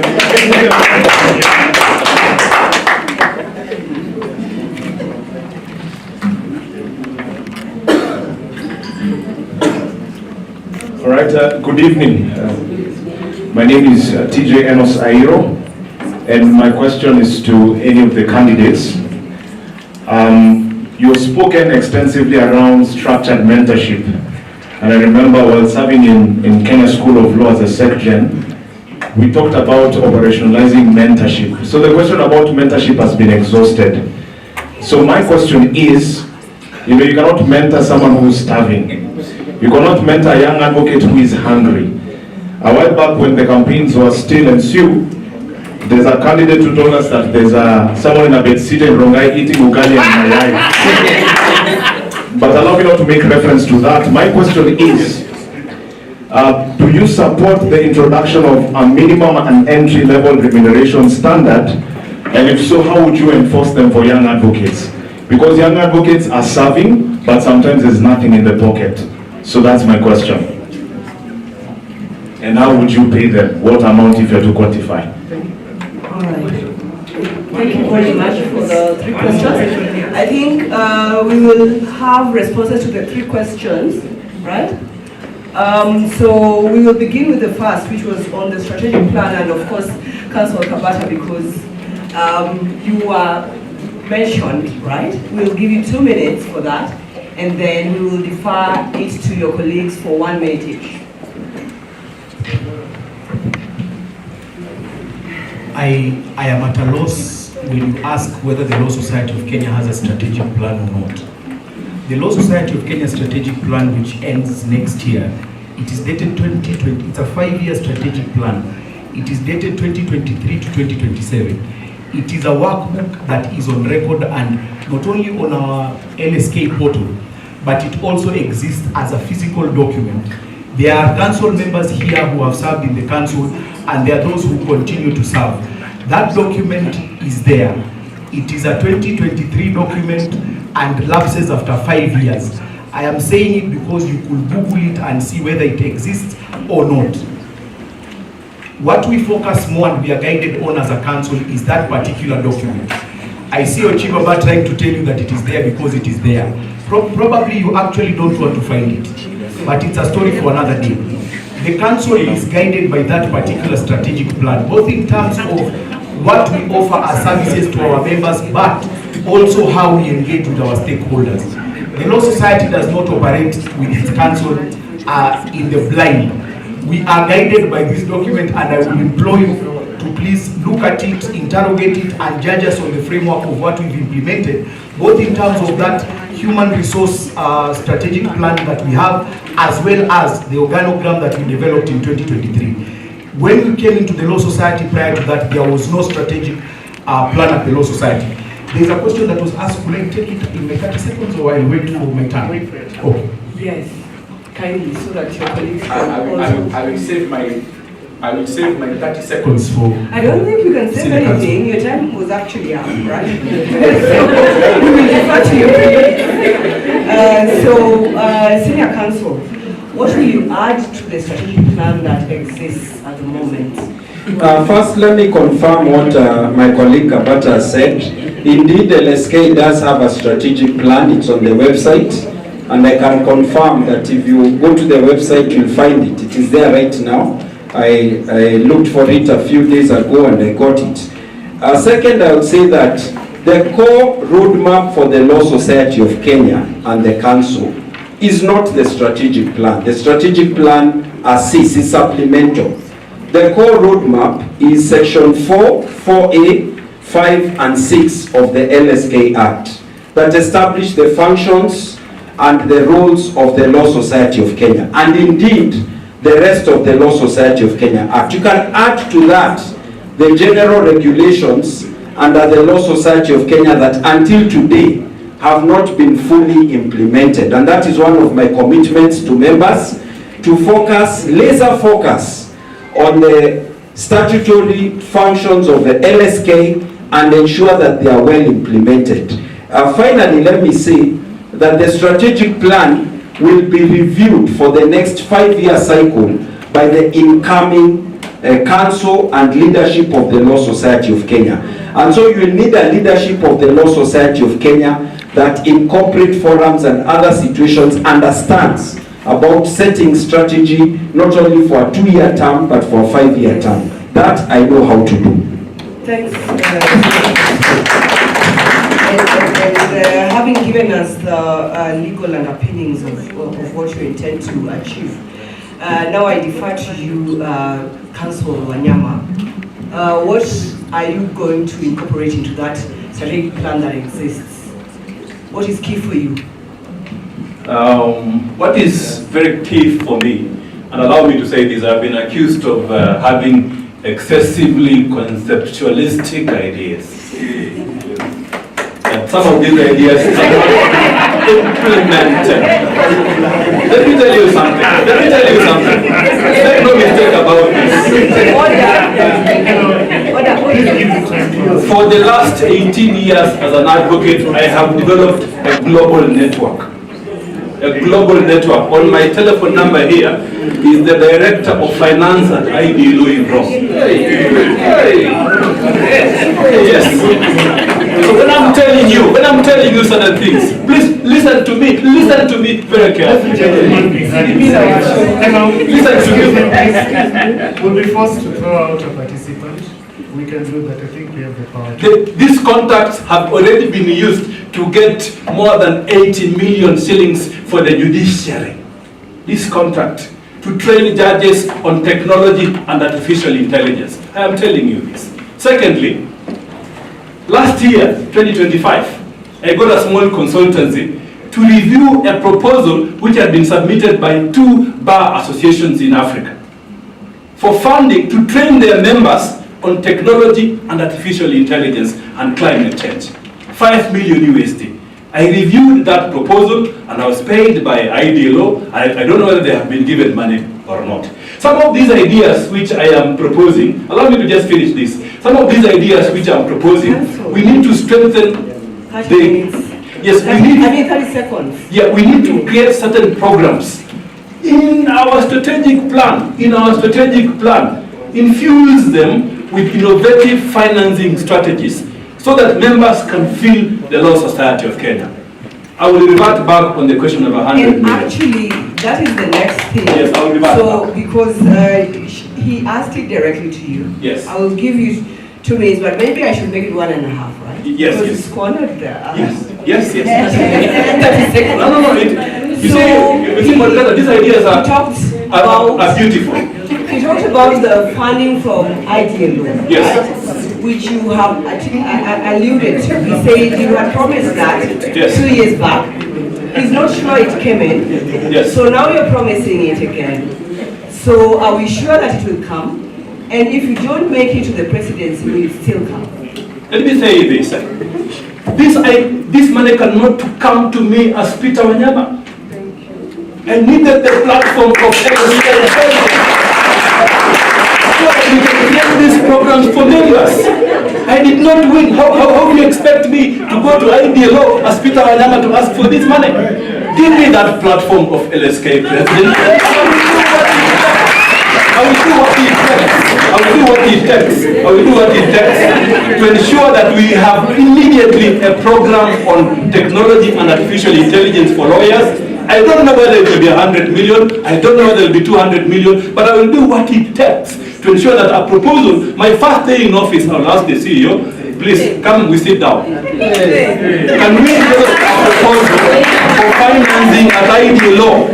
At IDLO, I need my members to be trained on technology and artificial intelligence. Don't you want members of Okil Kamaloka to be trained on technology and artificial intelligence? Yes. I am there for you members. I will do what you do. I just need to get back. Because that question was very pointed. I think I have a comment also. Yes, you can make a comment. Let me just take a minute. And for me, I just want to say honestly, when I was the chair of Nairobi branch of the Law Society and also of the caucus of branch chairs in 2016, we did engage IDLO. IDLO has been engaging in the legal justice space in Kenya for the last decade. They are not a new entrant. And they also told us, because I have the contacts of several of them, that their approach is to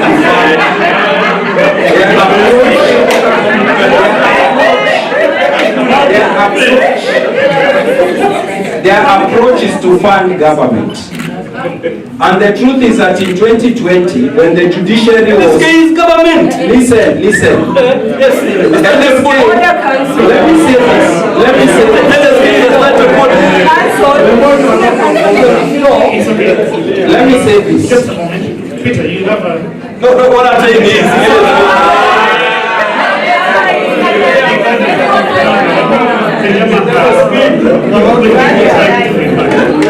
The approach is to fund government. And the Law Society of Kenya, for all of us here, we are not, and I repeat, we are not government.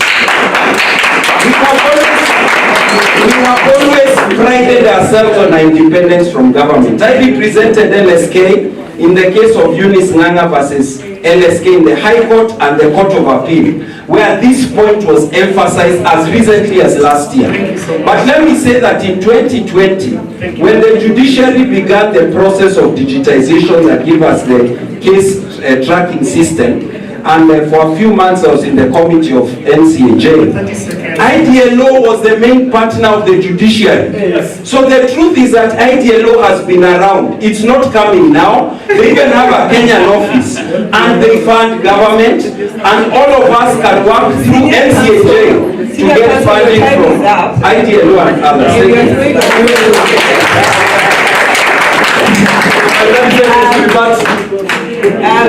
Not quite. We have to give Councillor Kabata also to chime in if he wishes to, right? Do you know IDLO? Councillor Kabata.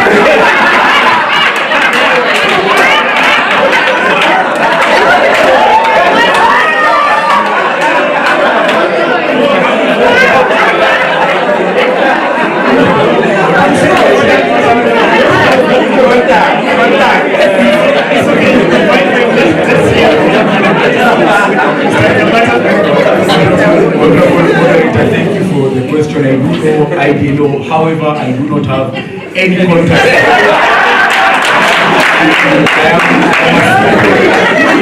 I am a simple, progressive leader at the Law Society that will understand. Gentleman in silence. I believe that is possible. It is not, IDLO is not the only partner that the Law Society has. The Law Society continues to cherish and be proud of the high-end stakeholders that we have, both within and without in this country. We have taken this dialogue to Uraya. Uraya has put its money where its mouth is. We have taken this dialogue, Council, you will get your time. We have taken this dialogue. To various stakeholders, including the Open Society Foundation. I have just admitted to you here right now that the National Treasury is in talks with the Law Society to assist the Law Society in Section 4B as being a self-regulatory body under AML and CFT. We continue to cherish the support that we receive from our external partners in championing the rights of reproductive as well as sexual health rights. We did the pro bono, I had 10 seconds addition. We did the pro bono guidelines that are now being, I had a 10 seconds addition, moderator, when your colleagues. Yes. We have done the pro bono guidelines in Kenya, and I am proud to say that we included advocates from across the country, and specifically 3 from Kisumu. We replicated it in the East African Law Society, and it is what is being used in the region to address the question of pro bono as well as reproductive health rights in East Africa. I thank you. So, our honorable candidates and the audience, we will take a 5 minutes break for you to have water. There was a rebuttal which I was to do the 30 seconds. Yes, Mr. Wanyama, I'll give you the 30 seconds. Mr. Wanyama, 30 seconds.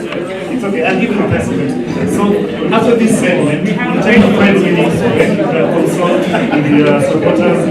You can snatch a supporter from a rival team. And if your candidate has been flawed in this segment of the debate, in your opinion, you can cross over to the other candidate. But so, Wanyama, just to finalize on yes, 30 yes, seconds, yes. The question is this, yes. Is LSK government? LSK is a statutory body. LSK is a statutory body, a creature of statute enacted by Parliament of Kenya and signed into law by the President. 2, it is not true that IDLO does not fund bar associations. I have a report here submitted by the Zambian Nigerian bar to IDLO for funding. Yes. Secondly, if they think IDLO can work, cannot work, then I have good news for you. I have World Bank.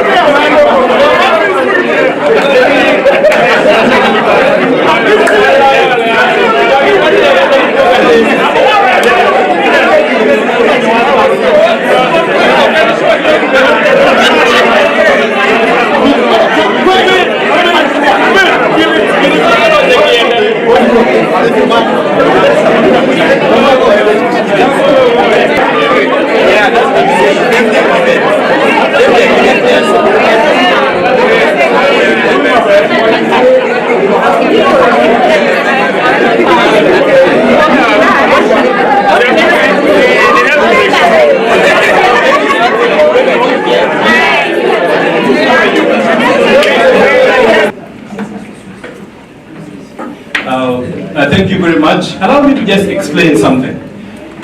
In the 2024 LSK presidential election, there was a debate at Leicester University. And then I was sharing experiences on structured mentorship, mentoring practitioners who have gone through difficult life challenges that I have gone through, including living in the slums, living in Rongai, under very extreme circumstances. And then I concluded by saying, it is possible it is possible to pack who are in desperation, young lawyers who are experiencing significant challenges in the practicing space. I said it is possible to mentor them through a structured and consequential engagement. So the answer is that it is possible to mentor them, it is possible to remove this desperation, it is possible to ensure that by the way, it is always psychological. The easiest entry point to mentor these practitioners is to establish programs which they will immediately feel the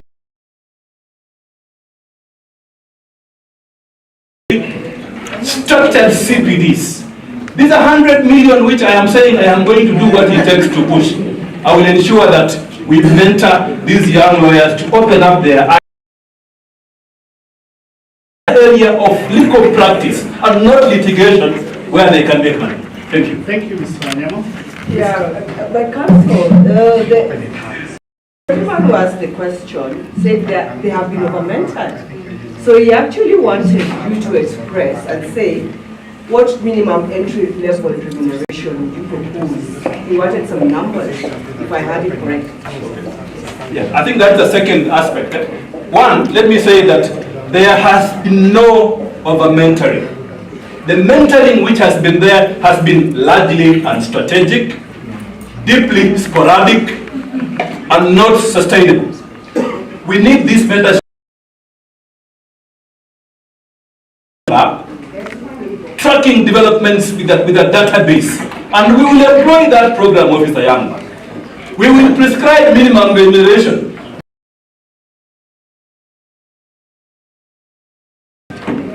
Does not necessarily work, especially where lawyers, the mid-bar lawyers themselves, don't have money. The senior lawyers don't have money. Then you are telling them mid circular legal economy, money is flowing around and everyone is happy. You can prescribe minimum remuneration and it will work. Even though minimum remuneration can provide to offer guidelines. In the same way, in 1986, we issued guidelines on LSK on soft law. Soft law. Thank you. Thank you very much. Now, Senior Counsel, I want over the years, you've been a leading public voice on governance, legal ethics, and constitutionalism. Yeah? However, some in the profession feel your position at times shifted depending on the political context. How do you respond to those who say your advocacy has not always been consistent or impassioned? Our principal leadership of the LSK. Let me first answer the question of TJ Ayiro on structured mentorship, because it was a deal with the question that you have raised. You can come back to that. Yeah, you can come back to that. Yeah, I would request for flow of discussion that you allow me to first deal with it, because I was expecting we'd all be given a chance to speak about it. And I'm very happy to talk about the question of my comment. For a certain period of time, the mentorship has tended to be sporadic, not very structured and systematic. And we start mentorship initiatives and they tend to falter.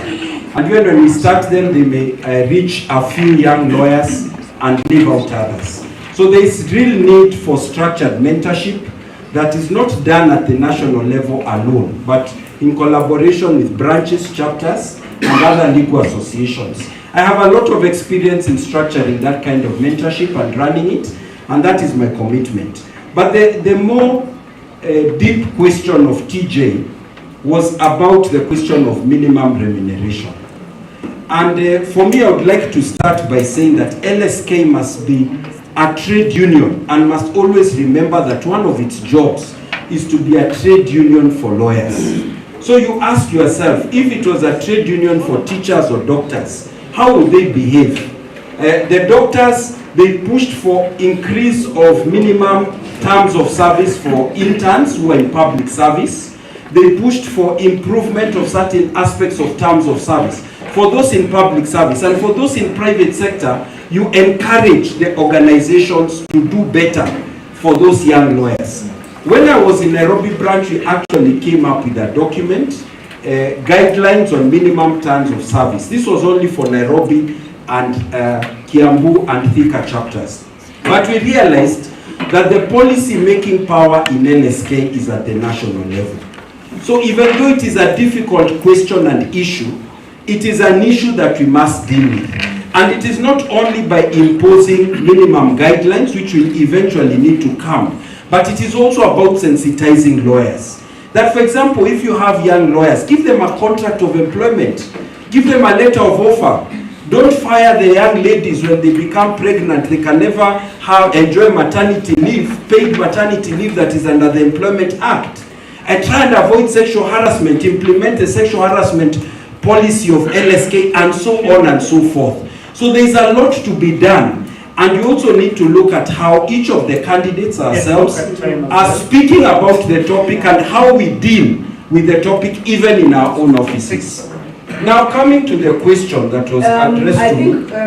think Okil said that we will defer that, right? So let us give Councillor Kabata the opportunity as well to talk about the question of mentorship and the minimum entry. As I have earlier on alluded to, this is a continuous discussion and a progressive strategy that we are taking at the Law Society. We partner young lawyers with senior counsel, we partner young lawyers with, we partner them with senior advocates. The question is not only on learning, but also on earning. It will be foolhardy to say that you will be only an individual who is interested in jurisprudence when your stomach is empty. You cannot think, you cannot focus, you cannot even deliver.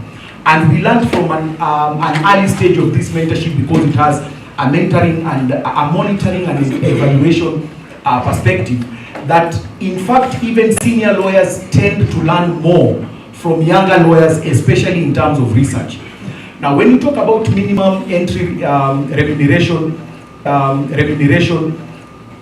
my will be on public entities. We have spoken with Dorcas Odor, Senior Counsel, the Attorney General. We've had that stakeholder engagement where we've said to revise and to have the possibility of incentivizing the National Legal Aid Service to include a budgetary allocation from the National Assembly of close to 3 billion Kenya shillings annually, to see to it that every time young advocates are admitted, this fund specifically addresses a key concern of a quick return, as it was previously envisioned by Attorney General. It will be an easy win of per file, per advocate, to cushion them as they enter this entry market.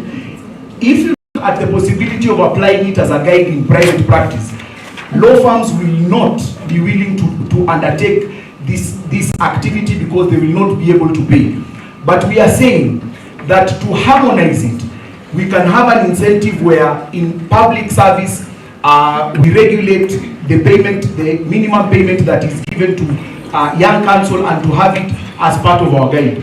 Remember, just give me 5 seconds. Give me 5 seconds. The Law Society, you will not be young forever.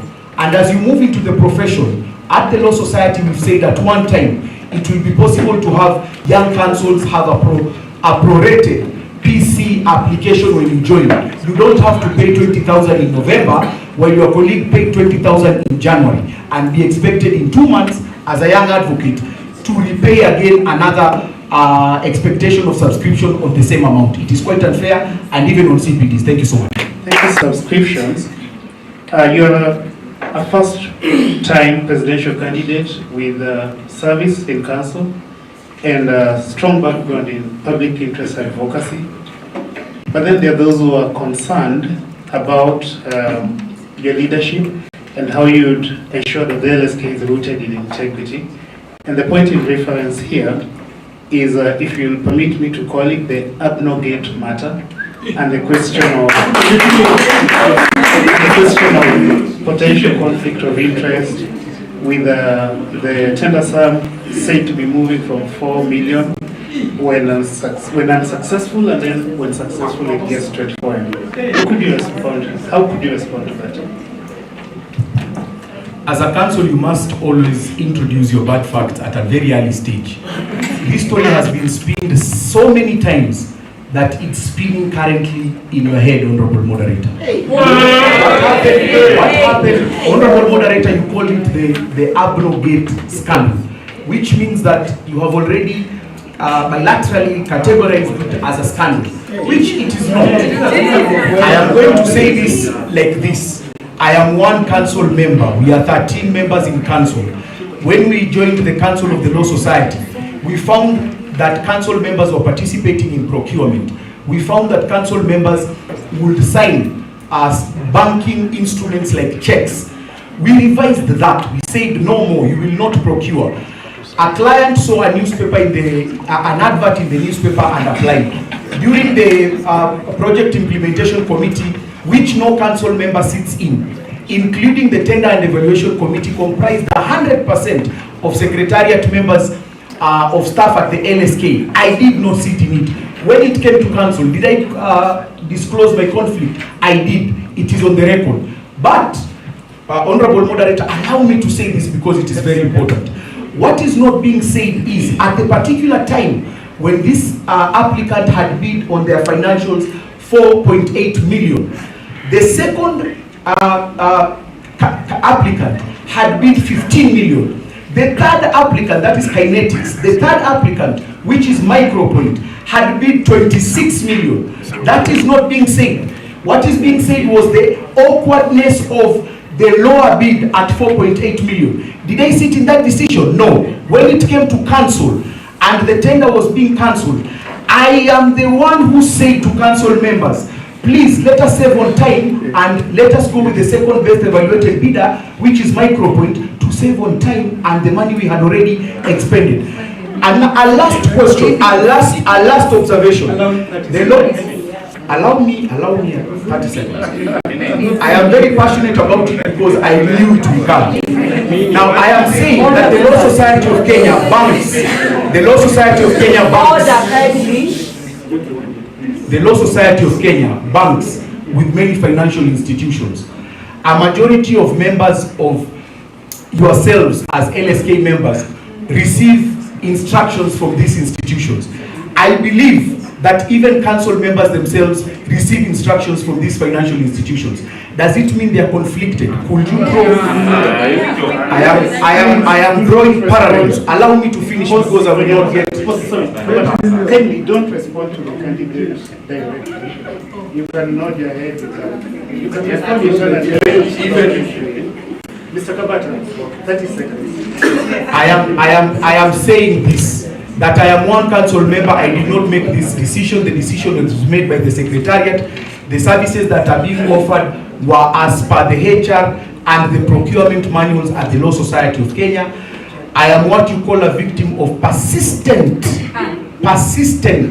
political attacks just because I am short.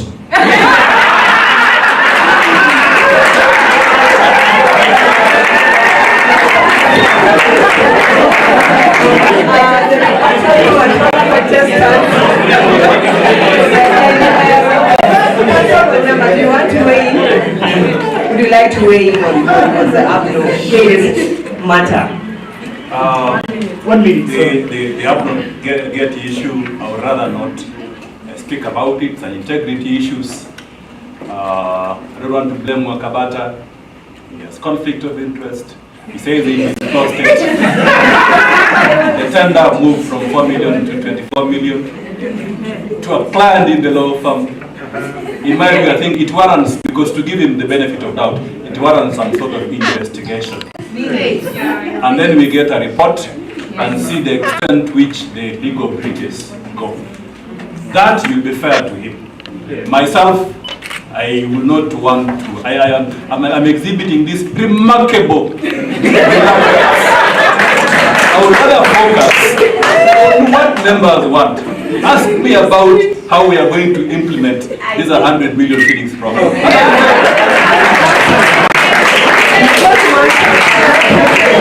Order.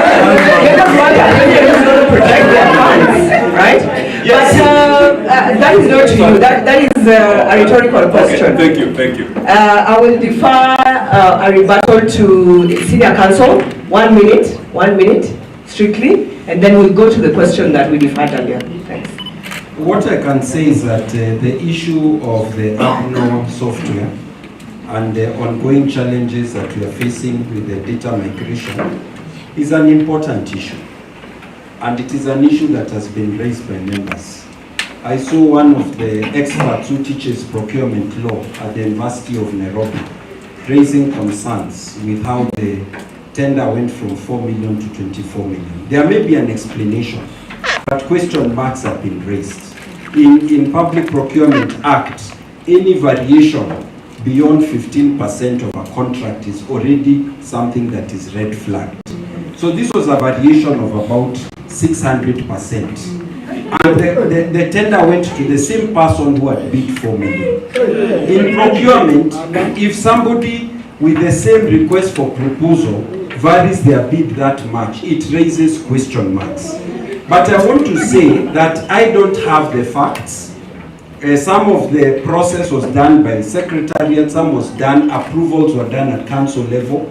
We've seen some comments of some colleagues of Mora Kabata in the council, either disowning or indicating their own aspect or their own participation in the process. So I think members have asked valid questions. They need an answer, and that answer will need to come out with a bit more detail about the role of each person. But there may be a valid answer, but the members need to hear it. Thank you so much. Now to the question that was referred. There are those who feel that your advocacy positions shift depending on the political context. And then there are also those who feel that you hold hardline positions on certain issues, like abortion, and yet those are issues that the LSK must advocate on and uphold their interests. What's your response to this? Those are very good questions. In fact, I'm delighted you've asked them. I want to start by telling members that in 2010, I was in the no team or the no team during the constitution review process, because it's a democratic process. In 2005, there was another referendum. I was on the north side as well. In 2005, I was with the people who eventually formed the Orange Democratic Movement.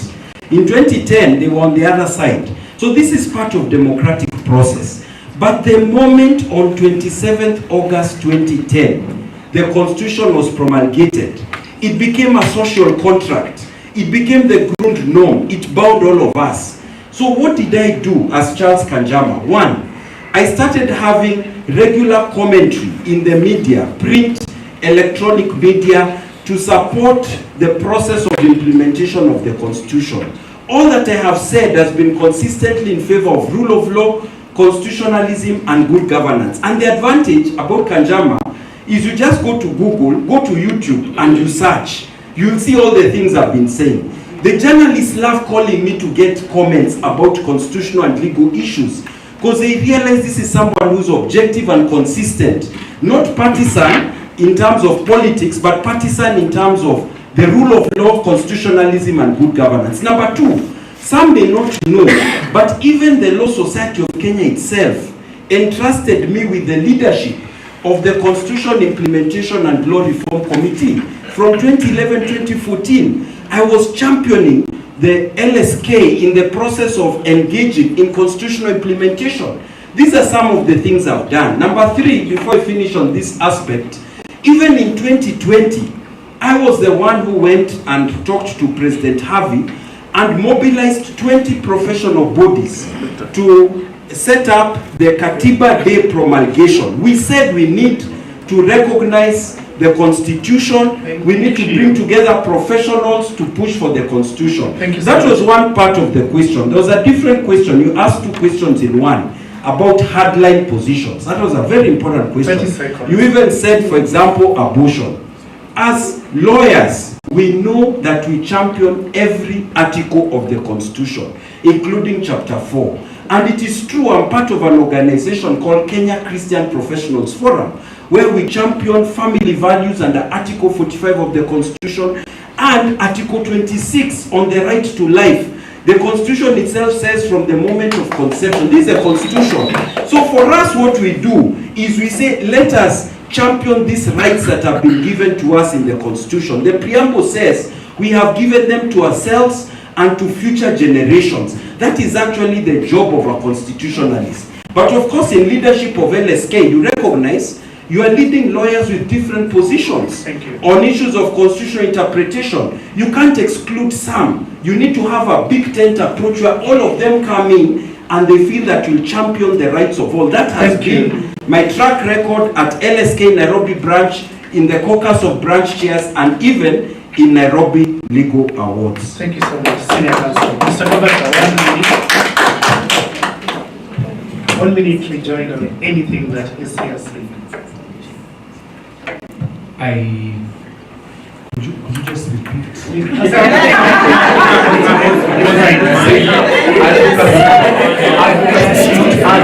Highlight position. Yes, on those two issues. People have different personalities. I did not want to touch on this matter because I respect the characters, our individual unique characteristics. It is what makes life a beautiful journey. Mr. Kanjama, Senior Counsel, has been supportive to the Law Society of Kenya, where I currently serve as a Vice President. His own personal convictions, which I believe are heavily based and grounded in his belief, should not be a ground to judge him in his capacity to lead. It's okay to clap. It is a character attribute that I personally respect. But in the leadership of the Law Society of Kenya, you have to be a versatile leader to understand every player in the council. You will have hardliners, you will have persons who do not agree with you all the time, you will have persons who have extremely revolutionizing ideas like Godric Okil, who you will need to bring to the table and understand how you will move the Law Society forward. We have a lesson from a dysfunctional council at the Law Society where individual attributes and individual approaches towards leadership almost led the Law Society into a brink. And so I am saying that I have learned through one of your own, Faith Odhiambo, I have learned the calmness and the uniqueness of leadership that is progressive, that unites the council to ensure that the Law Society functions for its members. Thank you so much. Mr. Wanyama, any comment? 1 minute on that issue? Just very brief comment. You know, it's a very delicate issue, and myself, I understand the initial doubts and the recurrent uneasiness that some of you have with respect to the leadership of Mr. Kanjama. He has explained himself. But to me, it is a decision which you have to make at the ballot, a conscious decision. Given all that history and his personal orientation, is it a guiding factor for you to make your decision either way? Are you uncomfortable with having someone who is religiously extreme or someone who is moderate?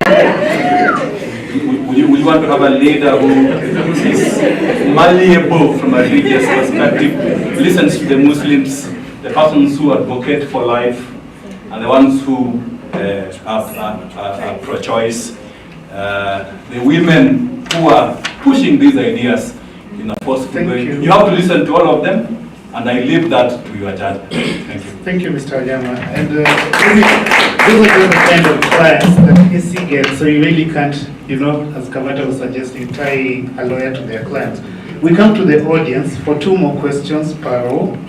You make them brief, you diversify them. We will not give all questions to all ladies, or all questions to all men. So mix them up. After this, discrimination in terms of height. Who's been discriminated? Anyway, I think because we had 2 gentlemen, we have 2 ladies. The moderator has a choice. So I will take that one hand at the back, and I will take you, Deborah, so that you feel represented. We can start with you, Caroline. Very careful. Order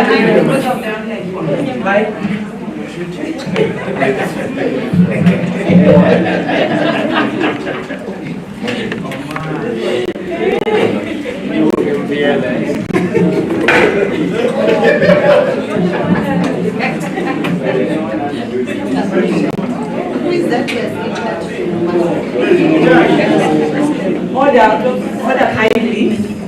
Good evening, colleagues. My name is Caroline Odor. Over a period of time, I think some of the challenges keep repeating themselves in the various demographies in the bar, in terms of young lawyers, mid-bar, and the senior bar.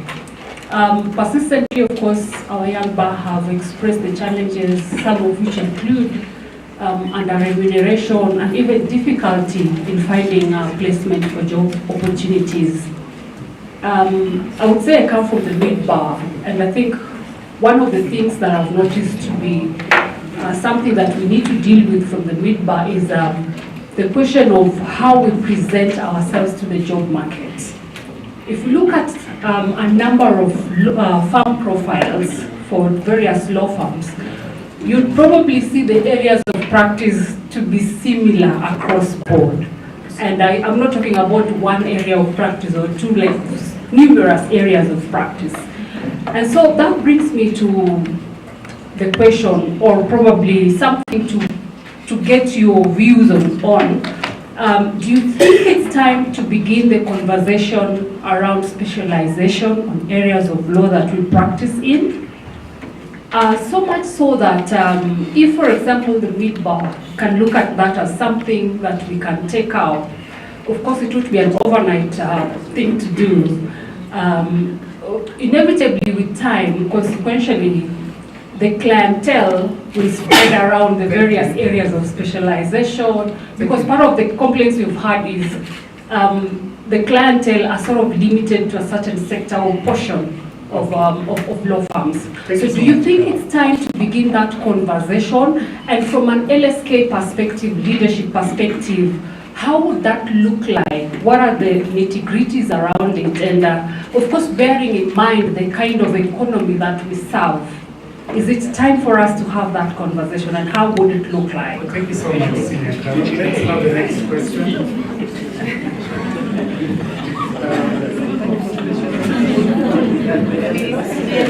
Thank you. Can you repeat the question, please? I will keep it short. Carol. My name is Deborah Adjuang. Before I ask my question, which will be very short, I like that the three presidential candidates acknowledge the significance of strategic direction. And you all mention specialized CPDs. I think it's only fair to credit the person who came up with that idea. I came up with that idea when I served in the CPD committee. And hold on, I faced a lot of resistance when I brought it. Kabata, right? Yes. But I was forced, I had to sit down and do a paper. And I justified why. So today, thank you for saying that, but acknowledge the brains behind it. Thank you. Now my question, very short. I'm going to talk about a special group of people, which you all talk about. In-house counsel. I am one, so I speak from a point of knowledge. I want to ask you directly, and without beating about the bush, how you're going to achieve in-house counsel being paid non-practice allowance. And here is why. And this question, you can all weigh in, but I'll ask to Kabata. You serve in the council where we've been having numerous cases in court challenging non-practice allowance. What have you done? I will not give my view on what I think you haven't done. I want you to tell us what you've done to encourage the payment of non-practice allowance. I will tell you, I myself, I am receiving non-practice allowance because I championed for it in my institution. Thank you. That's one. Number two, you talked about having a special position in the council for in-house counsel. I have been at the forefront of championing this. I want to ask you specifically, Kabata, and the rest can weigh in, because I don't want to target you. The rest can weigh in, based on what the moderators say. I brought a motion to council last year at the AGM. In-house counsel were all present, waiting for that motion, because they felt the importance of it. you shut it down on technicalities. How are you going to then shift your positioning to now champion for the same thing which you shut down, not on substance, but on technicalities?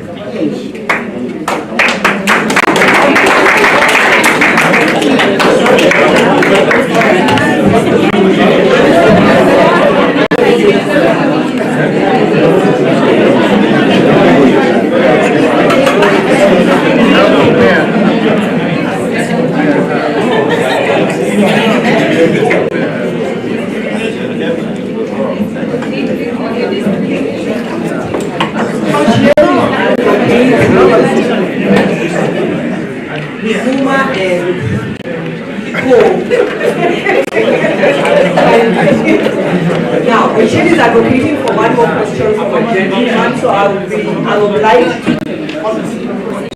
Wow, there's a gentleman there.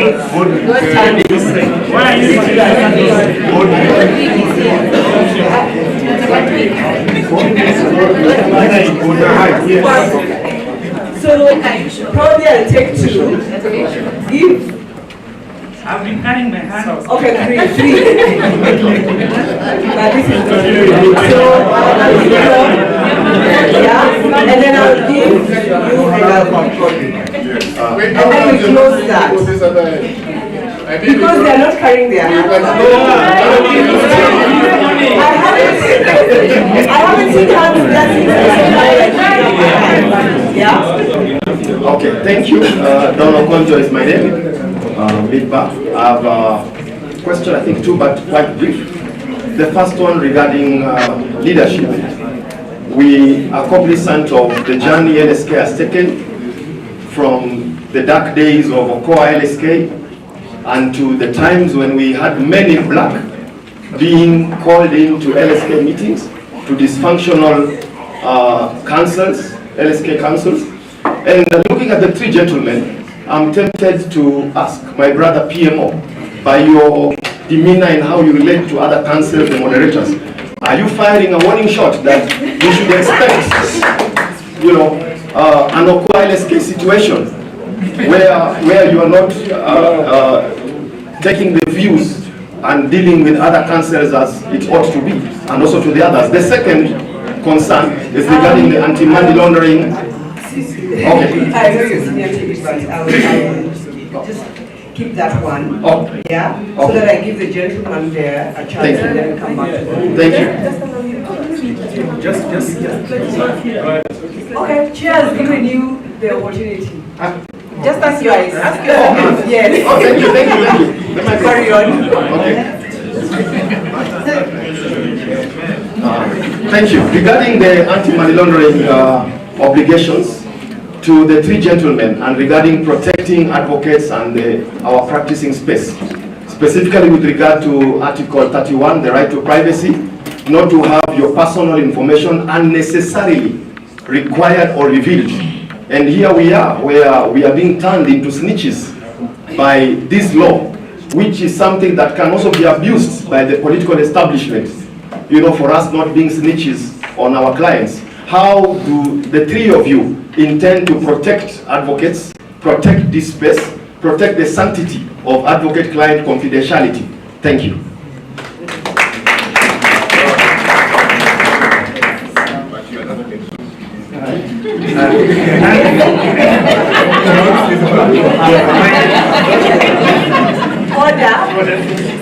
My name is Oscar Goodman, and I have one question to Councillor Kanjama, and I'm drawing this from my personal experience.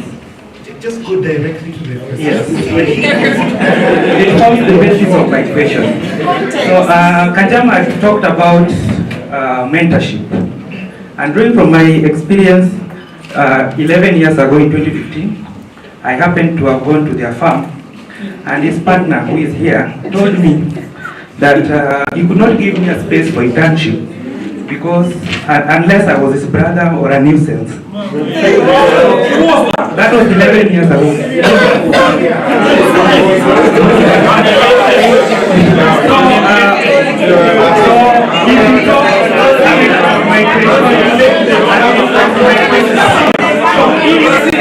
He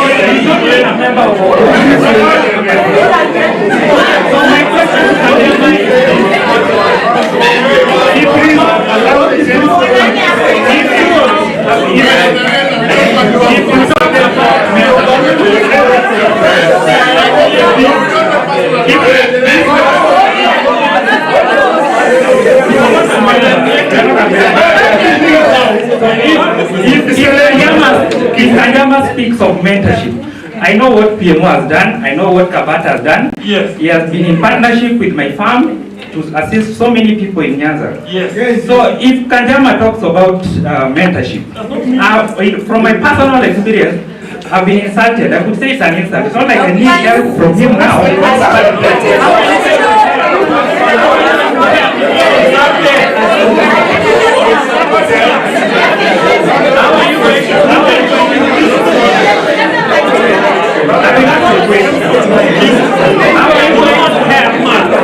How are you going to help the young people who perhaps are from KSL or are in the university in terms of mentorship when your partner has an attitude of insulting? My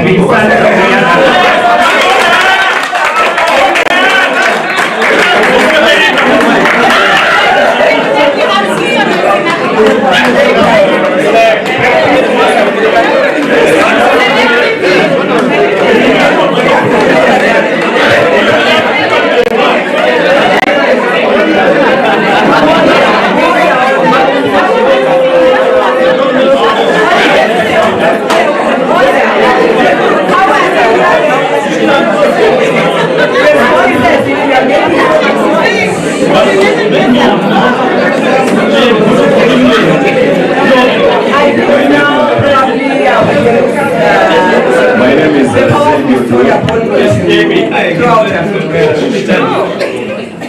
My name is J.D. Odwar. I'll be precise and concise with my question. I don't think that you are given the opportunity. I've been serving us the whole time with the name. It's a question that concerns the mid and young bar. Yes. It's only imperative that I ask my question. Ask the question. You have 30 seconds. So, my name is J.B. Odwar. I'm a partner CMM and partners advocates. Yes, I have to give a context, please. So my law firm is among the few young law firms that focuses precisely on emerging practice areas, financial technology, ESG and sustainability. So last year we conducted a training. Please ask your question.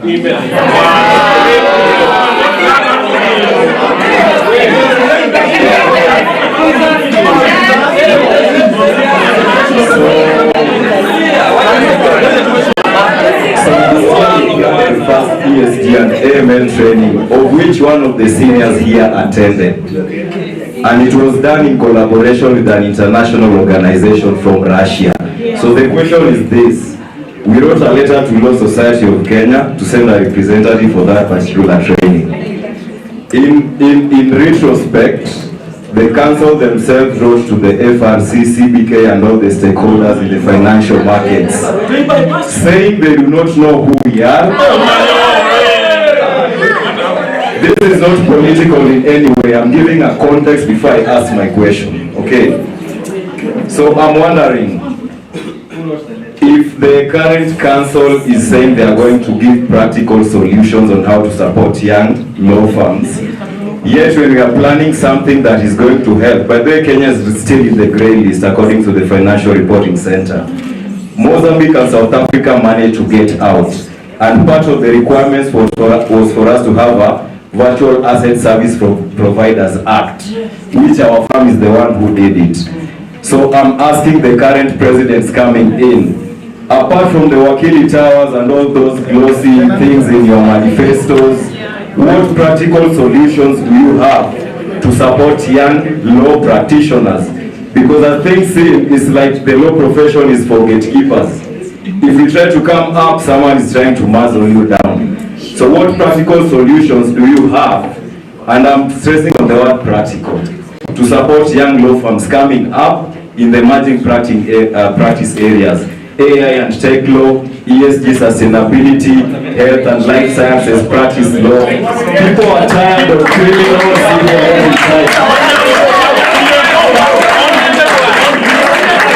So this is addressed to all the presidents. What practical solutions do you have? Don't give us stories here today.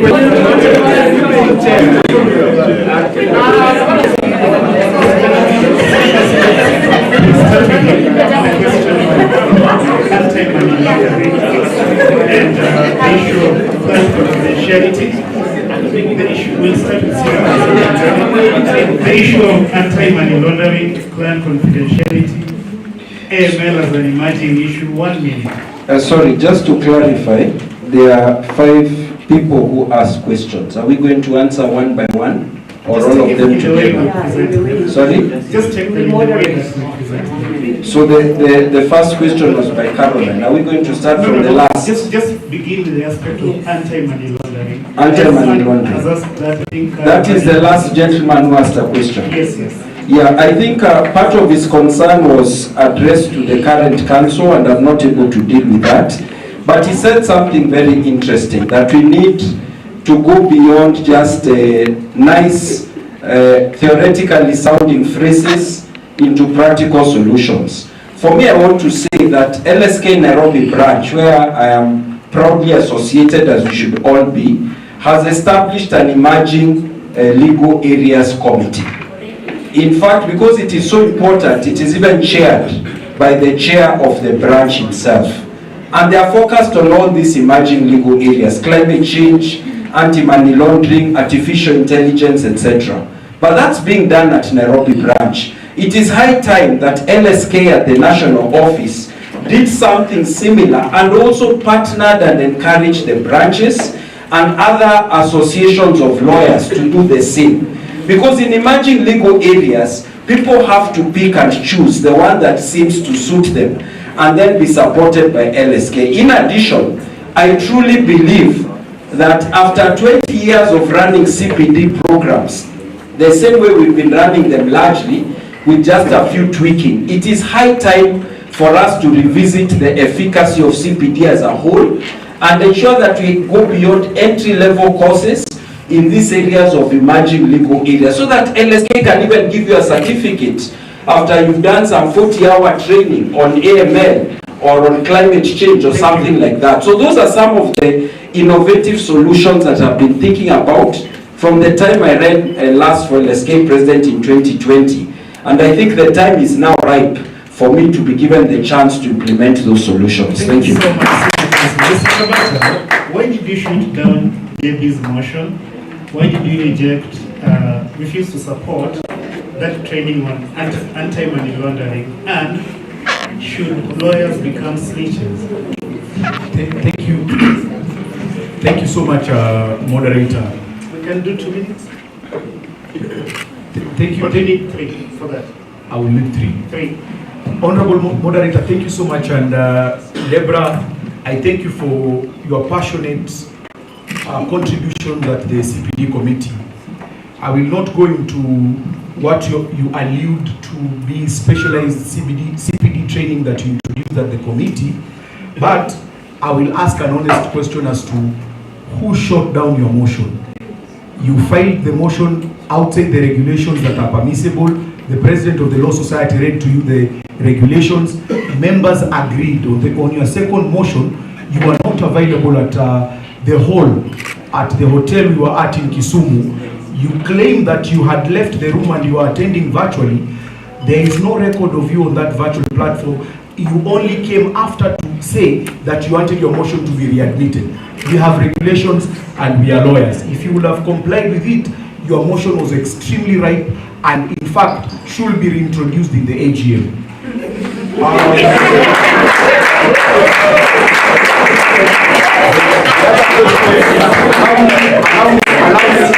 me to finish on the second question that was asked by the gentleman and also tied with what Senior Okonjo had asked.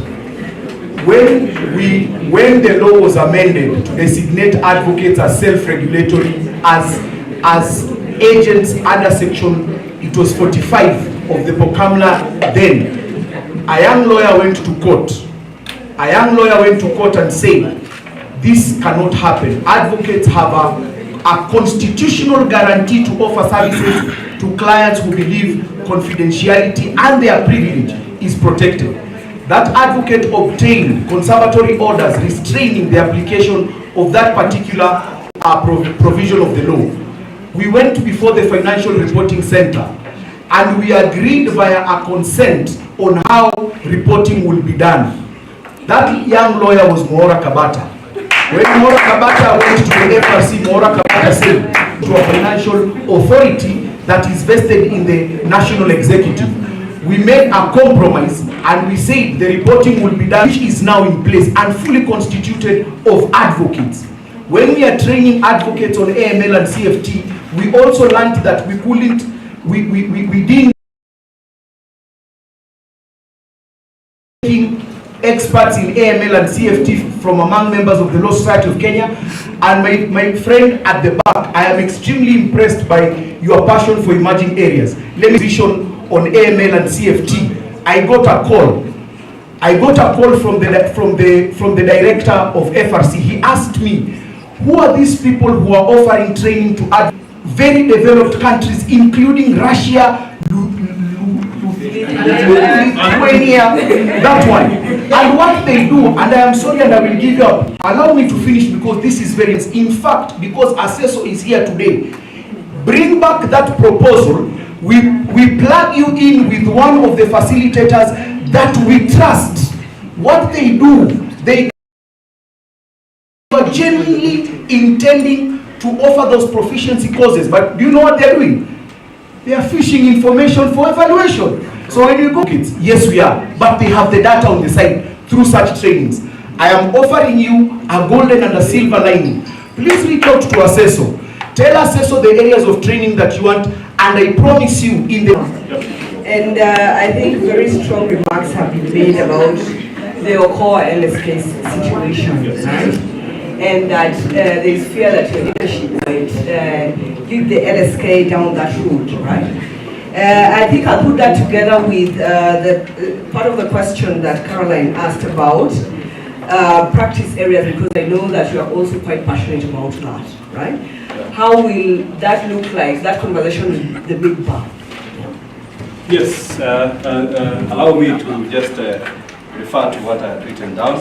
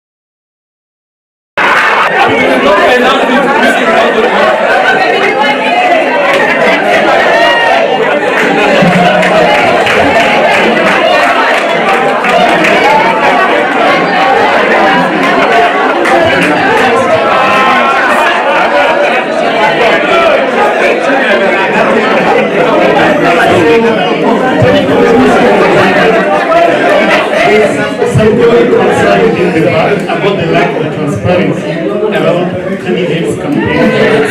That's a general question.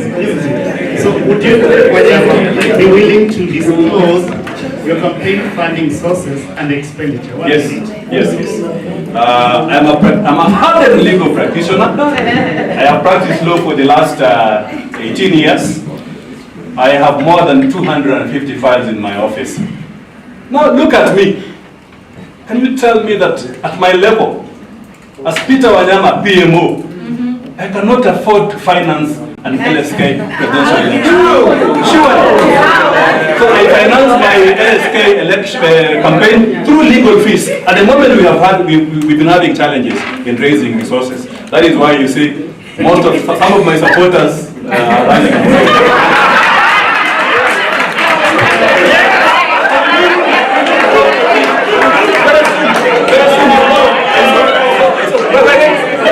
I saw a kind of an idiot Spanish transfer from a man who have been really pushing it.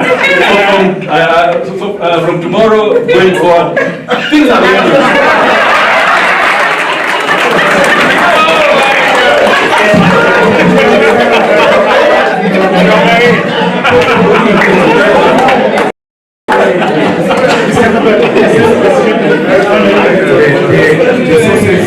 the sources of my campaign largely on On Friday last week, I had a fundraiser where we raised substantial amounts of money for this campaign. It is being handled by, we raised about 4 million. Yes, so my friends, and the record is there with the pictures in a public hotel near where we are. And this support comes generally because I'm a lovable person. I am approachable.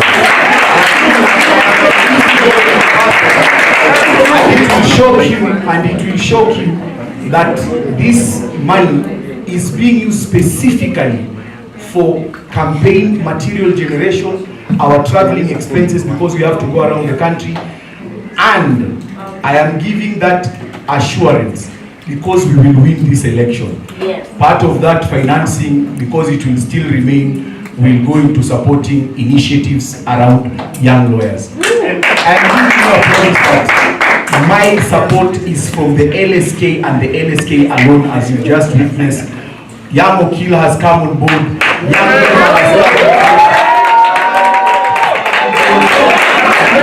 this election will be won by young lawyers. We have one. Thank you, Mr.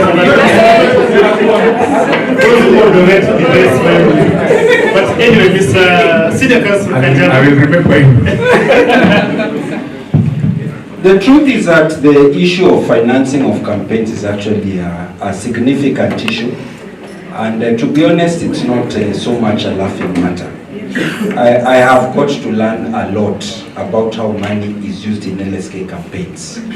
And to be honest, it is one area where our professionalism and our being known as lawyers is, we are not dealing with it at the level we should. I'll be very honest. I've learned how in the last campaigns, there were people who are being given money on voting day to vote for particular candidates, largely young lawyers. I have heard amazing things about how money is being fundraised, how it is being utilized in the campaigns. The truth is that it's an area of concern. And it is an area that we will need to address sooner than later, because if we don't do, those who are funding the campaigns will end up capturing the Law Society of Kenya. And there is fundraising that is coming from sources that are outside lawyers, government, politicians, etc. That's the fact. So the truth is that when we are here before you, all of us will say we are well-established professionals, we are asking our friends for the money, but the sources of funds, they tie a neck around you. The money burns your pocket, and they want returns once you get into office. So for me, what I would say is that this is a conversation that we need to have. But I would like to say the following as I conclude. The way you run the campaign is the way you will run the leadership of the society. If during campaign you're getting money from certain sources, you're buying votes, you're doing these other things, what happens when you get into office? I believe lawyers are and ought to be discerning enough that if the money is available during campaign period, fine, you can take it. But when the day of voting comes, vote for the person who will safeguard members' finances. And there's no question, that person is Charles Kajari. I have a concern for the moderators. You allowed 5 people to ask us questions. And I'm concerned that you are not given a chance to answer several of the questions. I feel like we wasted the time that they were asking questions. So I'm requesting for more opportunity for us to answer the questions. And there's some questions you addressed to some of our colleagues that some of us didn't get a chance to answer. And that's where we are going. There's an issue about, you see, how you campaign is how you run your LSK. Now, there's this concern about the independence of the LSK from the government, and then there are also concerns about judicial independence and accountability. Staying with you for 2 minutes, how will you keep the LSK independent from executive influence, and how will you ensure that the LSK maintains both judicial independence and judicial accountability? Thank you for that question. I hope we'll have now the round after your question to answer these ones of the members, because I have some notes. But your question is also very important. I will say that the most important quality of the Law Society of Kenya, it is an anchor quality. It is the foundation before all others, is the independence of the bar. From the executive, from the legislature, and even from the judiciary. The members of the judiciary are lawyers like us. But if you look at our role and function under Section 4 of the LSK Act, if the bar is not independent, then its effectiveness and efficacy in dealing with all its other functions is reduced by half or three-quarter. So the main thing in terms of independence, I'll tell you, Mr. Moderator, it's not enough to see the promises of the people. We'll all make promises. You have to judge us. And I ask colleagues here listening to us, talk to those who know each of us. Find out how independent we are financially, operationally, from executive, legislature, and judiciary. It doesn't mean you don't do work for them. But how independent are you in your track record? How have you fought for judicial accountability?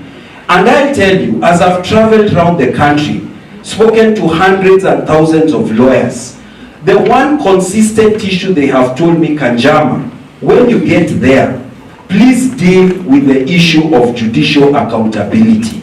And members know that my track record on this issue of judicial accountability is a track record of 15 years. I have fought for it in the courts, in the streets, in the boardrooms of bar bench committees and court users committees, even in the CJ's offices. I have fought for it in branches, in the national office. I have fought for it through academic writings, through presentations, even to judges, even to LSK annual conference. I am the only person I know in the Law Society of Kenya who has taken or who has cross-examined a Supreme Court judge for a full hour in a case where I was acting for JSC on a question of judicial accountability. Thank you. I have paid even a personal and professional cost on that issue because of a 15-year journey to ensure that LSK is independent. We collaborate with the judiciary because we have to collaborate with them, with parliament on issues of law reform, with the executive on issues of finances, but we remain independent of all of them. So you know, for integrity and independence, Charles Kanjama, LSK President. Thank you so much. Mr. Kagata, independence of the LSK from the executive, from IDLO, from judicial independence and accountability. 2 minutes. Thank you so much, Honorable Moderator. At least for all I stand for, I do not have clients in government. I do not serve government. I do not offer legal services to anyone in government. And we have served in the Law Society where I have not received any appointment from government. I just serve as a vice president, and I am at the dispute resolution in charge in my firm.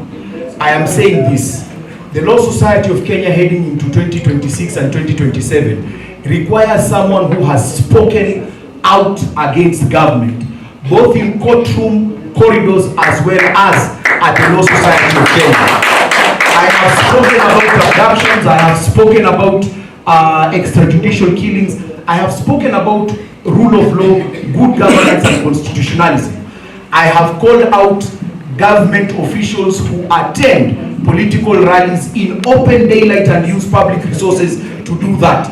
None of my contemporaries has done that. They are only promising to do it. In terms of judicial independence, at the Law Society of Kenya, we are completely taken aback by the rulings that are coming from our courts. It is as though the judiciary is a different sister cohort and not our own members. Kennedy H.S. Awalubengo versus State Law, Eliud Matindi and Okil Mtata. It is as though self-protecting and self-insulating. We have called out instances where there has been judicial overreach, where there has been abuse of judicial discretion, and we will say it that even corruption in the eyes of the public, and we are publishing the list of those who do not fit the bill for purposes of a radical surgery that we are going to put to members of the public, because the judiciary has to. I will now invite Mr. Wanyama to the same question in 2 minutes, and then this is how we are concluding. We'll have one last question from my comment. We'll allow Professor Sihanya to make a comment in 45 seconds, and then we'll come back to you for your closing submissions. You can use that 4 minutes of time. Factors: the independence of the judiciary under your leadership and judicial accountability. Yeah, thank you. You're giving me only 2 minutes, I'll be quick. Devolution is a fundamental national value and the principle of governance. Devolution is the promise of the people of Kenya. Bad governance for the last 40 years or so has been as a result of centralization of. An advocate, I have taken some of the most hardest cases, and I have to disclose this, for county governments with a view to centralize, create that jurisprudence for the devolved government system. I have sued national government myself in 57 constitutional petitions just to centralize devolution, to protect constitutionalism, to do, and I have done what it takes to ensure that you have the rule of law. Devolution is strong today.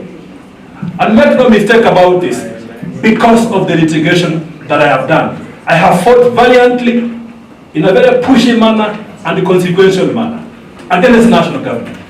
Who will give me my flowers? Secondly, judicial accountability. Judicial accountability. I don't represent the Judicial Service Commission. I don't represent the Chief Justice. So I don't have any dilemmas, moral dilemmas. When you elect me as LSK president, let me not say some things here because people are recording and they will start now sharing and say, look at the radical Wanyama. But there are certain things that we will do, to ensure that we push back very strongly to protect our practicing space. Because a corrupt judiciary directly impacts our pockets as practitioners. So I will do what it takes in consultation with members to ensure that we have a strengthened framework for judicial accountability. And by the way, that is why some of these judges are campaigning for some of my opponents. They are saying, we don't know what Wanyama will do. Yes, we don't know what Wanyama will do, but let it be like that. We will push back very strongly for you practitioners. We will strengthen the rule of law. LSK will retain its independence as the bar. Council, you made some unsubstantiated claims, but we will move on to on campaign by some judicial officers. Yes, I can substantiate. Not really. I think I will give you the time. Let me move on. Right? And I will refer this one to Council Kabata to start with, right? Well, ethnic caucuses have been a political reality in the LSK elections. They have raised questions. I will repeat that again, right? While ethnic caucuses have become a political reality in LSK elections, they have raised questions of fragmentation, right?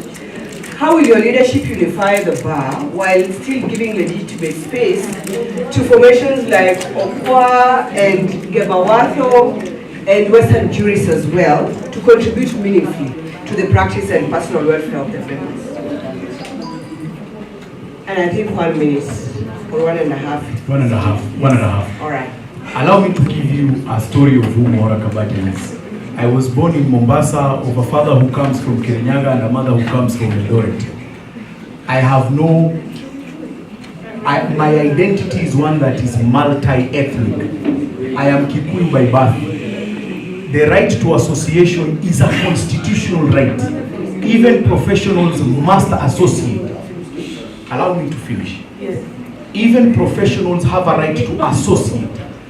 They are not ethnic conclaves that champion or focus on ethnic divisions. They are professional groups of professionals that are linked by an ethnic background. And it is a healthy conversation to start, that it is important, in fact, to even encourage members of these different ethnic professional legal groupings to socially integrate, including to encourage them to have intermarriages between each other. At one point or the other, it is not healthy to assume that they are, you use the word fragmentation. Inside this, for instance, the Gemawado Association, there are members who practice in those areas who are also included in the association. And even in terms of campaigning, I am seeing various non-Gema Wado members being allowed to campaign in those groups. Probably different in different setups, but we must encourage the diversity that we each enjoy and to harness a professional outfit where we can each take an identity with the ethnic as well as the cultural background that we belong. You won't find this concept as being averse, for instance, in religious outfits. The Christian Lawyers Forum, you won't find it in the Muslim Forum. They are healthy associations, and we must encourage those associations to prosper and their identities maintained. All right, thank you very much, Council. Senior Council, same question to you as well, on the ethnic caucuses, right? And how you will harness those meaningfully to their members' welfare issues. Okay, so before I answer the question, allow me to also make just a very brief comment in 30 seconds about the question of independence, executive and judiciary, because my colleagues made some comments and I needed to just say that for me, I think the concern in regard to executive independence is if your law firm, majority of the funds that they receive, legal fees, is from government sources, whether national or county level. If you receive funds from consolidated fund as your principal source, then how will you call government to account? If, in regards to judiciary, if you find that your main cases you've been acting for judges, trying to avoid scrutiny of Judicial Service Commission, then how will you push for judicial accountability? So for me, I think those are the concerns in regard to independence and accountability. And you can scrutinize religious, you have gender, like FIDA, you have various kinds of caucuses, all of them on the basis of a certain demographic. Article 44 of the Constitution of Kenya recognizes cultural associations and the right to associate, like Okwa, Western jurists, and so on. So it is fine. The problem is if that cultural association becomes your means of discriminating from others, then you fall afoul Article 27. So for example, in December, I was happy to be invited to a forum of some lawyers from one of the subgroups of the Luya, and I went there. And I had a nice time there, but I remember the entire discussion by the moderator was, we must support our son. So it's like the basic principle of voting is no longer who is best for the society, but who speaks the same vernacular with me, or looks like me in terms of gender, or goes to the same religious organization like myself. So this is actually a very deep question, and it calls for reflection. I'm very happy that we are here under Okwa. But when you have, for example, York now saying, young Okil, we are endorsing a certain candidate, it basically means that they have entered into politics in terms of we as a group we are going to endorse. If you're going to do that, don't do it on the basis of ethnicity.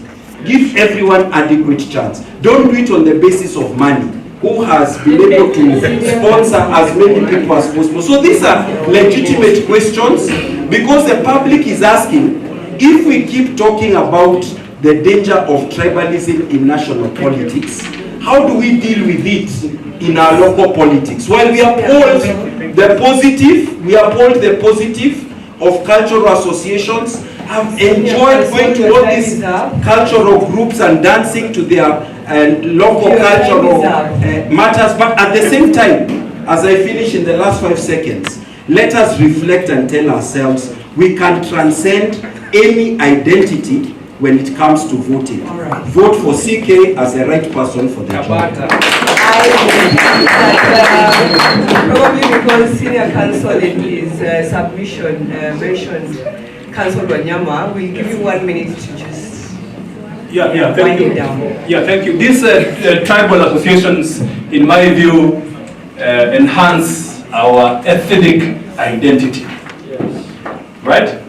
That is why last time the Okil Kamaloka came out positively to support Faith Wanyama for LSK president. They pushed her as a leader to the national scene, and she served us the way she did.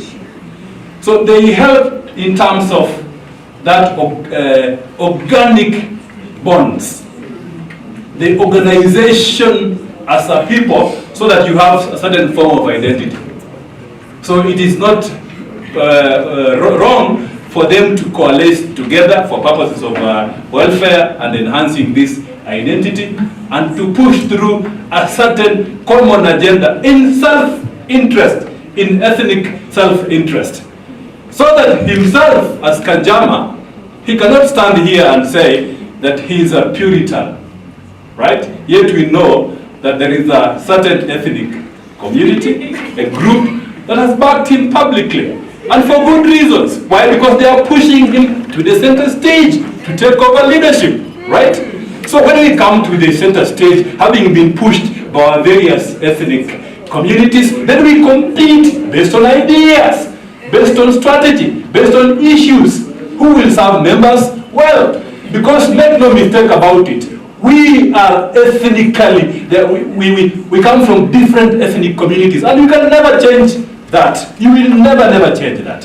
So myself, at the center stage, I have been pushed, you have been pushed, Kanjama has been pushed, Maura has been pushed, but now we are at the center. Let us compete based on these strategic ideas. I have global ideas, which are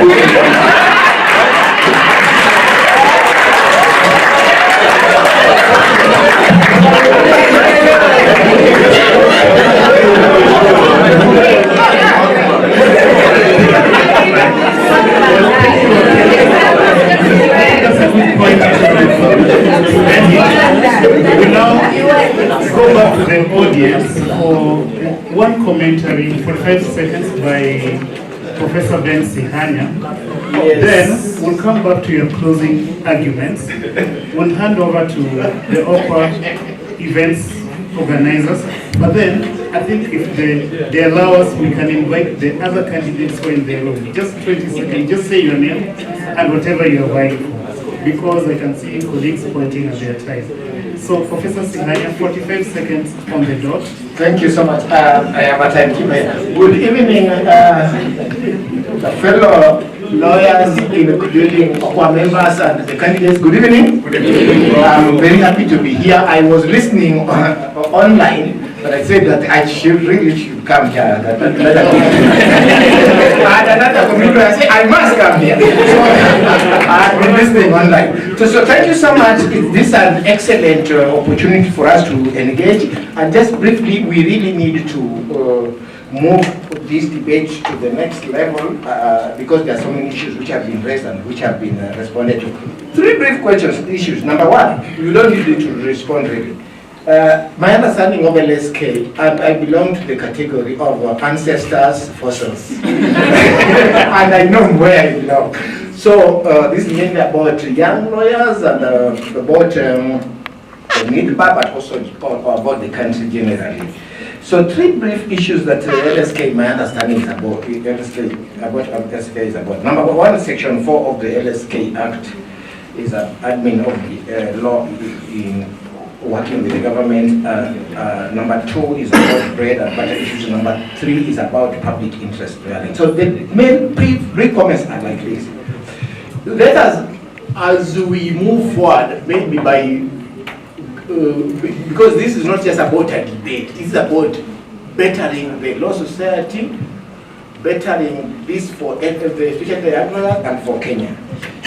Can you, as candidates, let us understand better, for instance, on the issue of admin law of law, section 4, how to balance working with government on administration of the law and justice, while at the same time engaging government agencies, whether it is the three arms of government, whether it's the ministries, departments, and the agencies, or whether the two levels of government. Because it's not good enough to say, for me I'll be a radical, or for me I'll be a conservative, etc. It's not as straightforward and as easy as that. LSK president must lead us in engaging government, while also in terms of working with government as lawyers, but also holding government accountable in terms of human rights, issues of rule of law and core democracy. And that it can be very nuanced. Let's get the details in your platforms, written, verbal, as we go to elections. Thank you. And as a commitment into the future. Number two, briefly, is the question of bread and butter. I've heard a lot about tonight and in the past, and I've been asking this question because I'm an academic, primarily an academic, but also I'm a member of the bar, as you know, senior advocates, and a mentor. I've had a lot of, and being mentored also in the bar. So I have had a lot of debates about young bar, mid bar, senior bar. But I've been asking, show us the specifics. Show us the demographics. Does LSK president now and the future have data to tell us when we talk about the young bar, these are the demographics. And demographics have been changing. We are about 20,000 advocates. Is that true? More than 20? About 25. And could be more than even 30 within the next 2 to 3 years. It's changing very dramatically. But do we have the demographics? Can we get those demographics specifically when we talk about young bar and what the young bar program needs in these areas? What are their main interest in practice areas? What are their ethnic profiles? Ethnicity is a big issue and we should not shy away from it. Ethnicity has been used here mainly for cooptation in LSK and related affairs rather than for integration. And there's a difference. Thank you, Prof. So, lastly, is public interest lawyering, demographics. What are the main issues we need in public interest lawyering? How do we engage all the demographics in the LSK appropriately? Because there have been serious problems, including in CPD. Thank you. We'll close in the reverse Thank you so order. much. Thank you, Prof. Thank you so much. We'll close in reverse order. Mr. Wanyama, 3 minutes for your closing arguments and any issue you feel has not been addressed tonight. Thank you very much. I'll be strict on time because of other issues. Allow me to, first of all, make a distinction. We are 3 of us. You've looked for yourself. There's a candidate who has served in the council. He has his own issues. He's running for the council again. We have one who has been there since 2014 in leadership. In leadership.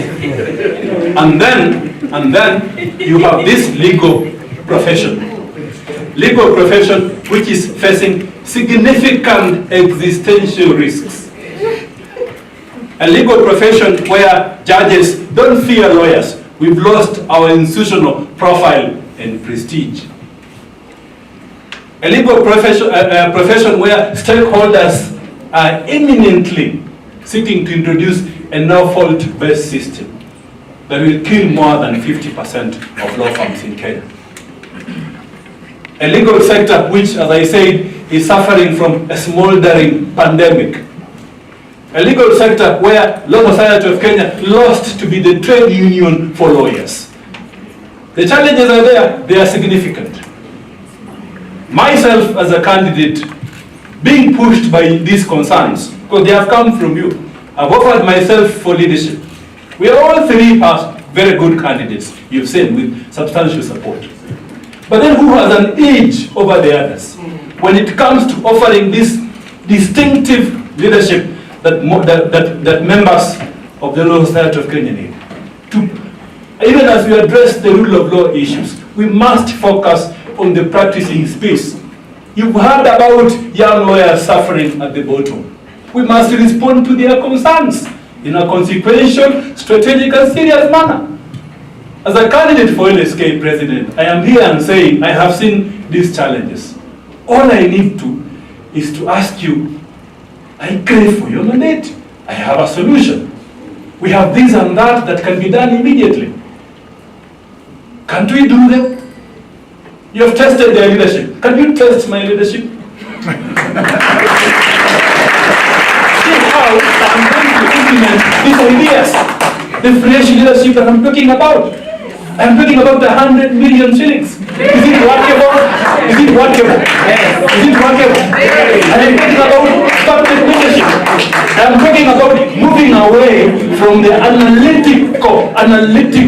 analytical reasoning that has defined LSK leadership for the last couple of 10 years, leading to a neglect on member services, leading to a neglect on welfare issues, leading to a neglect on the practicing space. And these issues are very serious. Remember, I am telling you they are extremely serious. We now need to move away from that analytical approach to leadership to what I call a synthetic approach to leadership, where we offer new and strategic ideas. Are these ideas overly conceptualistic? No. These ideas are feasible, they are implementable. I told you about introducing a new and emerging area of legal practice in 2008, legal audit and title risk assessment. How many lawyers nowadays do legal audit and title risk assessment as business? So many of us. These emerging areas of legal practice that I'm talking about, we can make it happen. We want lawyers who are able to understand technology and artificial intelligence in this brave new world, I'm telling you. If we don't fit in, we will perish. And as the LSK candidate for LSK president, I make that promise, clear, express, and unequivocal, that I will do what he takes. Give me the mandate, and I will lead you to that path of prosperity, that path of leadership that you need. So thank you very much. I pray for your mandate as your next LSK president.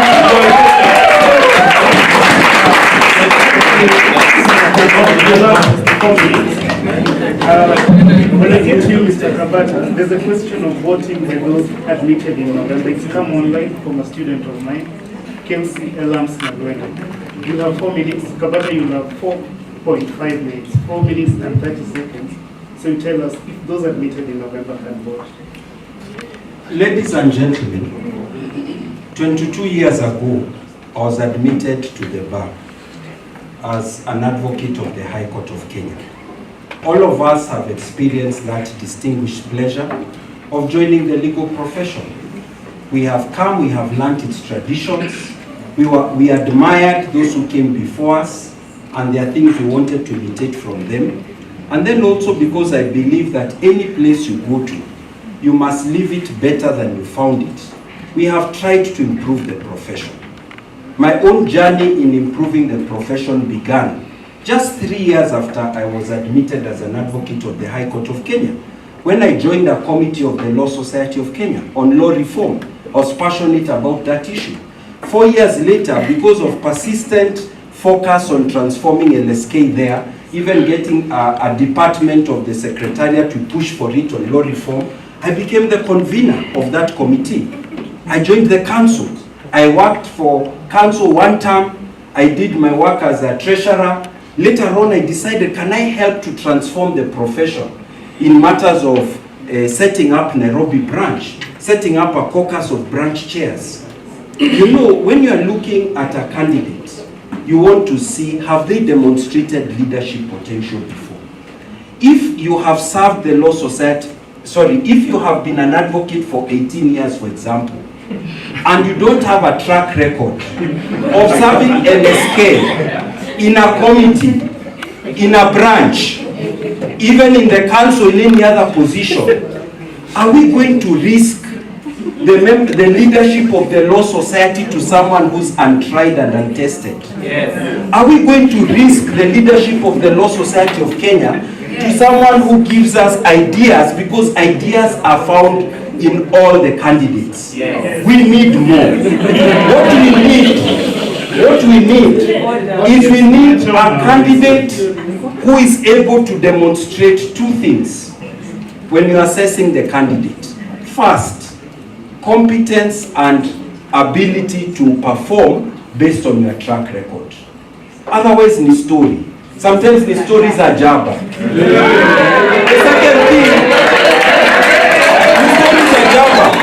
The second thing you need is we are at a time of transformation and transition. You need to show that the person has an agenda and a... My name is Maura Kabata. I have been serving you in council from the PIL committee, where I learned immense practice issues on public interest litigation. I thereby then again served in the CPD committee. After that, I served as a general member in council, and progressively I rose, just like Faith Odhiambo, in vice president of the Law Society of Kenya. Amongst my two other contemporaries, I am the youngest. Not in age, because I am now getting into the 40 scale, but in terms of practice, I am 10 years in the profession. That should not confuse you that I am the least qualified in this race. I have served and I have earned my stripes in board governance at the Law Society of Kenya. My very good friend and senior counsel is a council member with the Chartered Institute of Arbitrators. He has served as a council member. He has been the lifelong chair of the Nairobi Legal Awards, a position he relinquished because of this particular race. He has served in the council. He has been a two-term Nairobi branch chairperson. On a second election that a young lawyer, Majimbo Georgiadis, was elected, and he refused to hand over that seat. On the other hand, he has run for president of the Law Society almost 3 times now.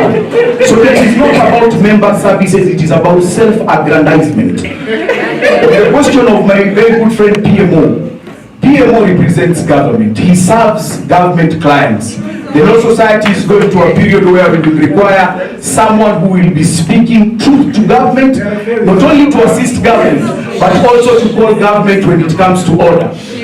We have been offering services to our membership. We have been defending members of the public. And I have one call for you. It is 1 a.m. at night. The DCI come for you. KRA come for you. ESCC come for you. Anti-terror come for you. Amongst the 3 candidates, it is only Kabata who will beat your goal.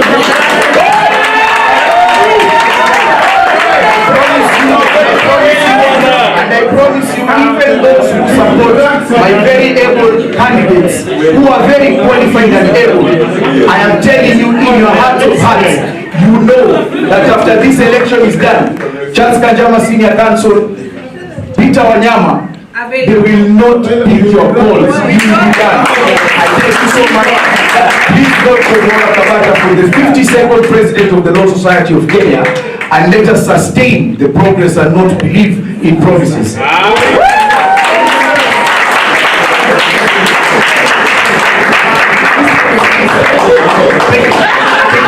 I also want to take this opportunity to thank the organizers of this very, very important event. Chair, I thank you for the invite and for this very remarkable panel. Can you take your seats, candidates? Yeah, just sit for the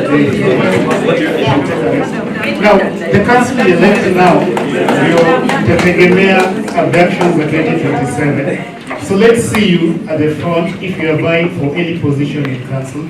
I'll hand you over to the event organizers.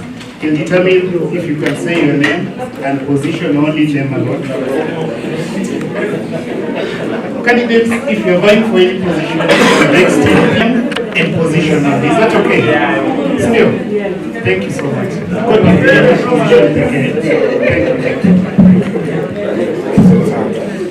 Good evening. Now that the minister has seen my name, I don't know when I simply repeat it. My name is Godlick Okil Adepo. I practice in Kisumu. I thank the organizers for giving me opportunity to know the presidents I'm going to work with in Council of 2026-2028. Upcoming representative. That's obvious. Thank you. Good evening again. My name is Deborah Adjwang. I'm vying for position of VP. I'd just like to thank Katarina for this and say that in future we need to rethink how we conduct our LSK elections. Such forums should be the way to go because it's not feasible to have a candidate go and speak to 27,000 members. Thank you. Thank you. Good evening, members. Good evening.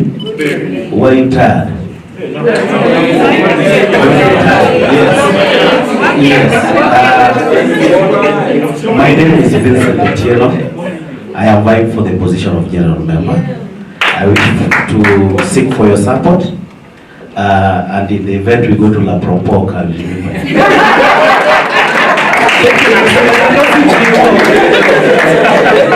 Hi everyone. How are you this evening? My name is Sharon Oyoko. I do practice in Kisumu. I am vying for a country representative and I humbly seek for your votes. Good evening, everyone. Good evening once more. Good evening. My name is Conrad Atia. And I'm running for LSK Post-Rep. I practice in Lagos. Thank you so much.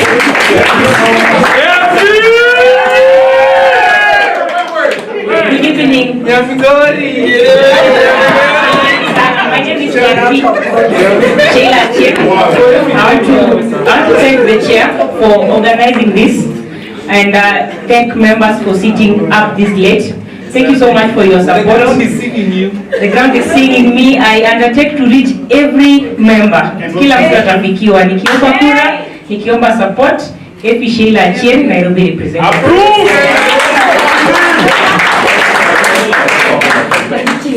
Good evening, colleagues. It's wonderful to be here. Let me also join my colleagues in thanking the Okwa leadership in organizing this first debate of the year. The way to go, as Deborah said, this is the way to go. The name is Ezekiah Aseso Omolo. And seeking your vote and support for the position of our country. My practice is based in Eldoret. My mantra is valor in leadership. Thank you so much.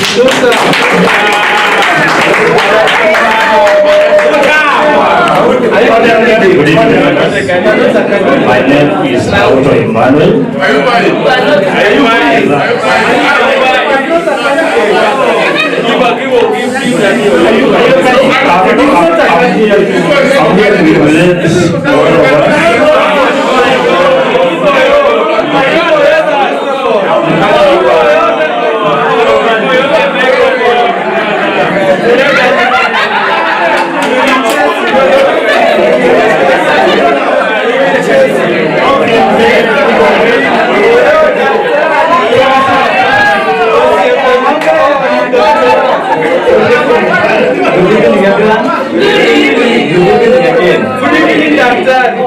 Let's pray for candidates. You've seen today, isn't it? Let's pray for candidates. My name is Okil Koyo. I serve you as a council member at the Nairobi branch, and I also serve as the secretary to that branch. I think because we have been hosted at Nairobi for the first time in the inaugural Okwa debate, we feel very privileged for that.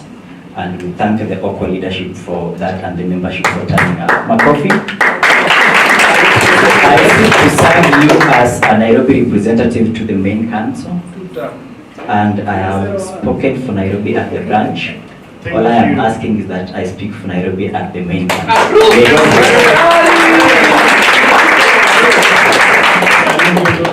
Once again, good evening. Thank you very much. I don't want to take much of your time. At this juncture, we are closing, and I would like to call Janet for a vote of thanks and closing prayer. Thereafter, we are having our dinner on the first floor, and we shall also have a photo session before.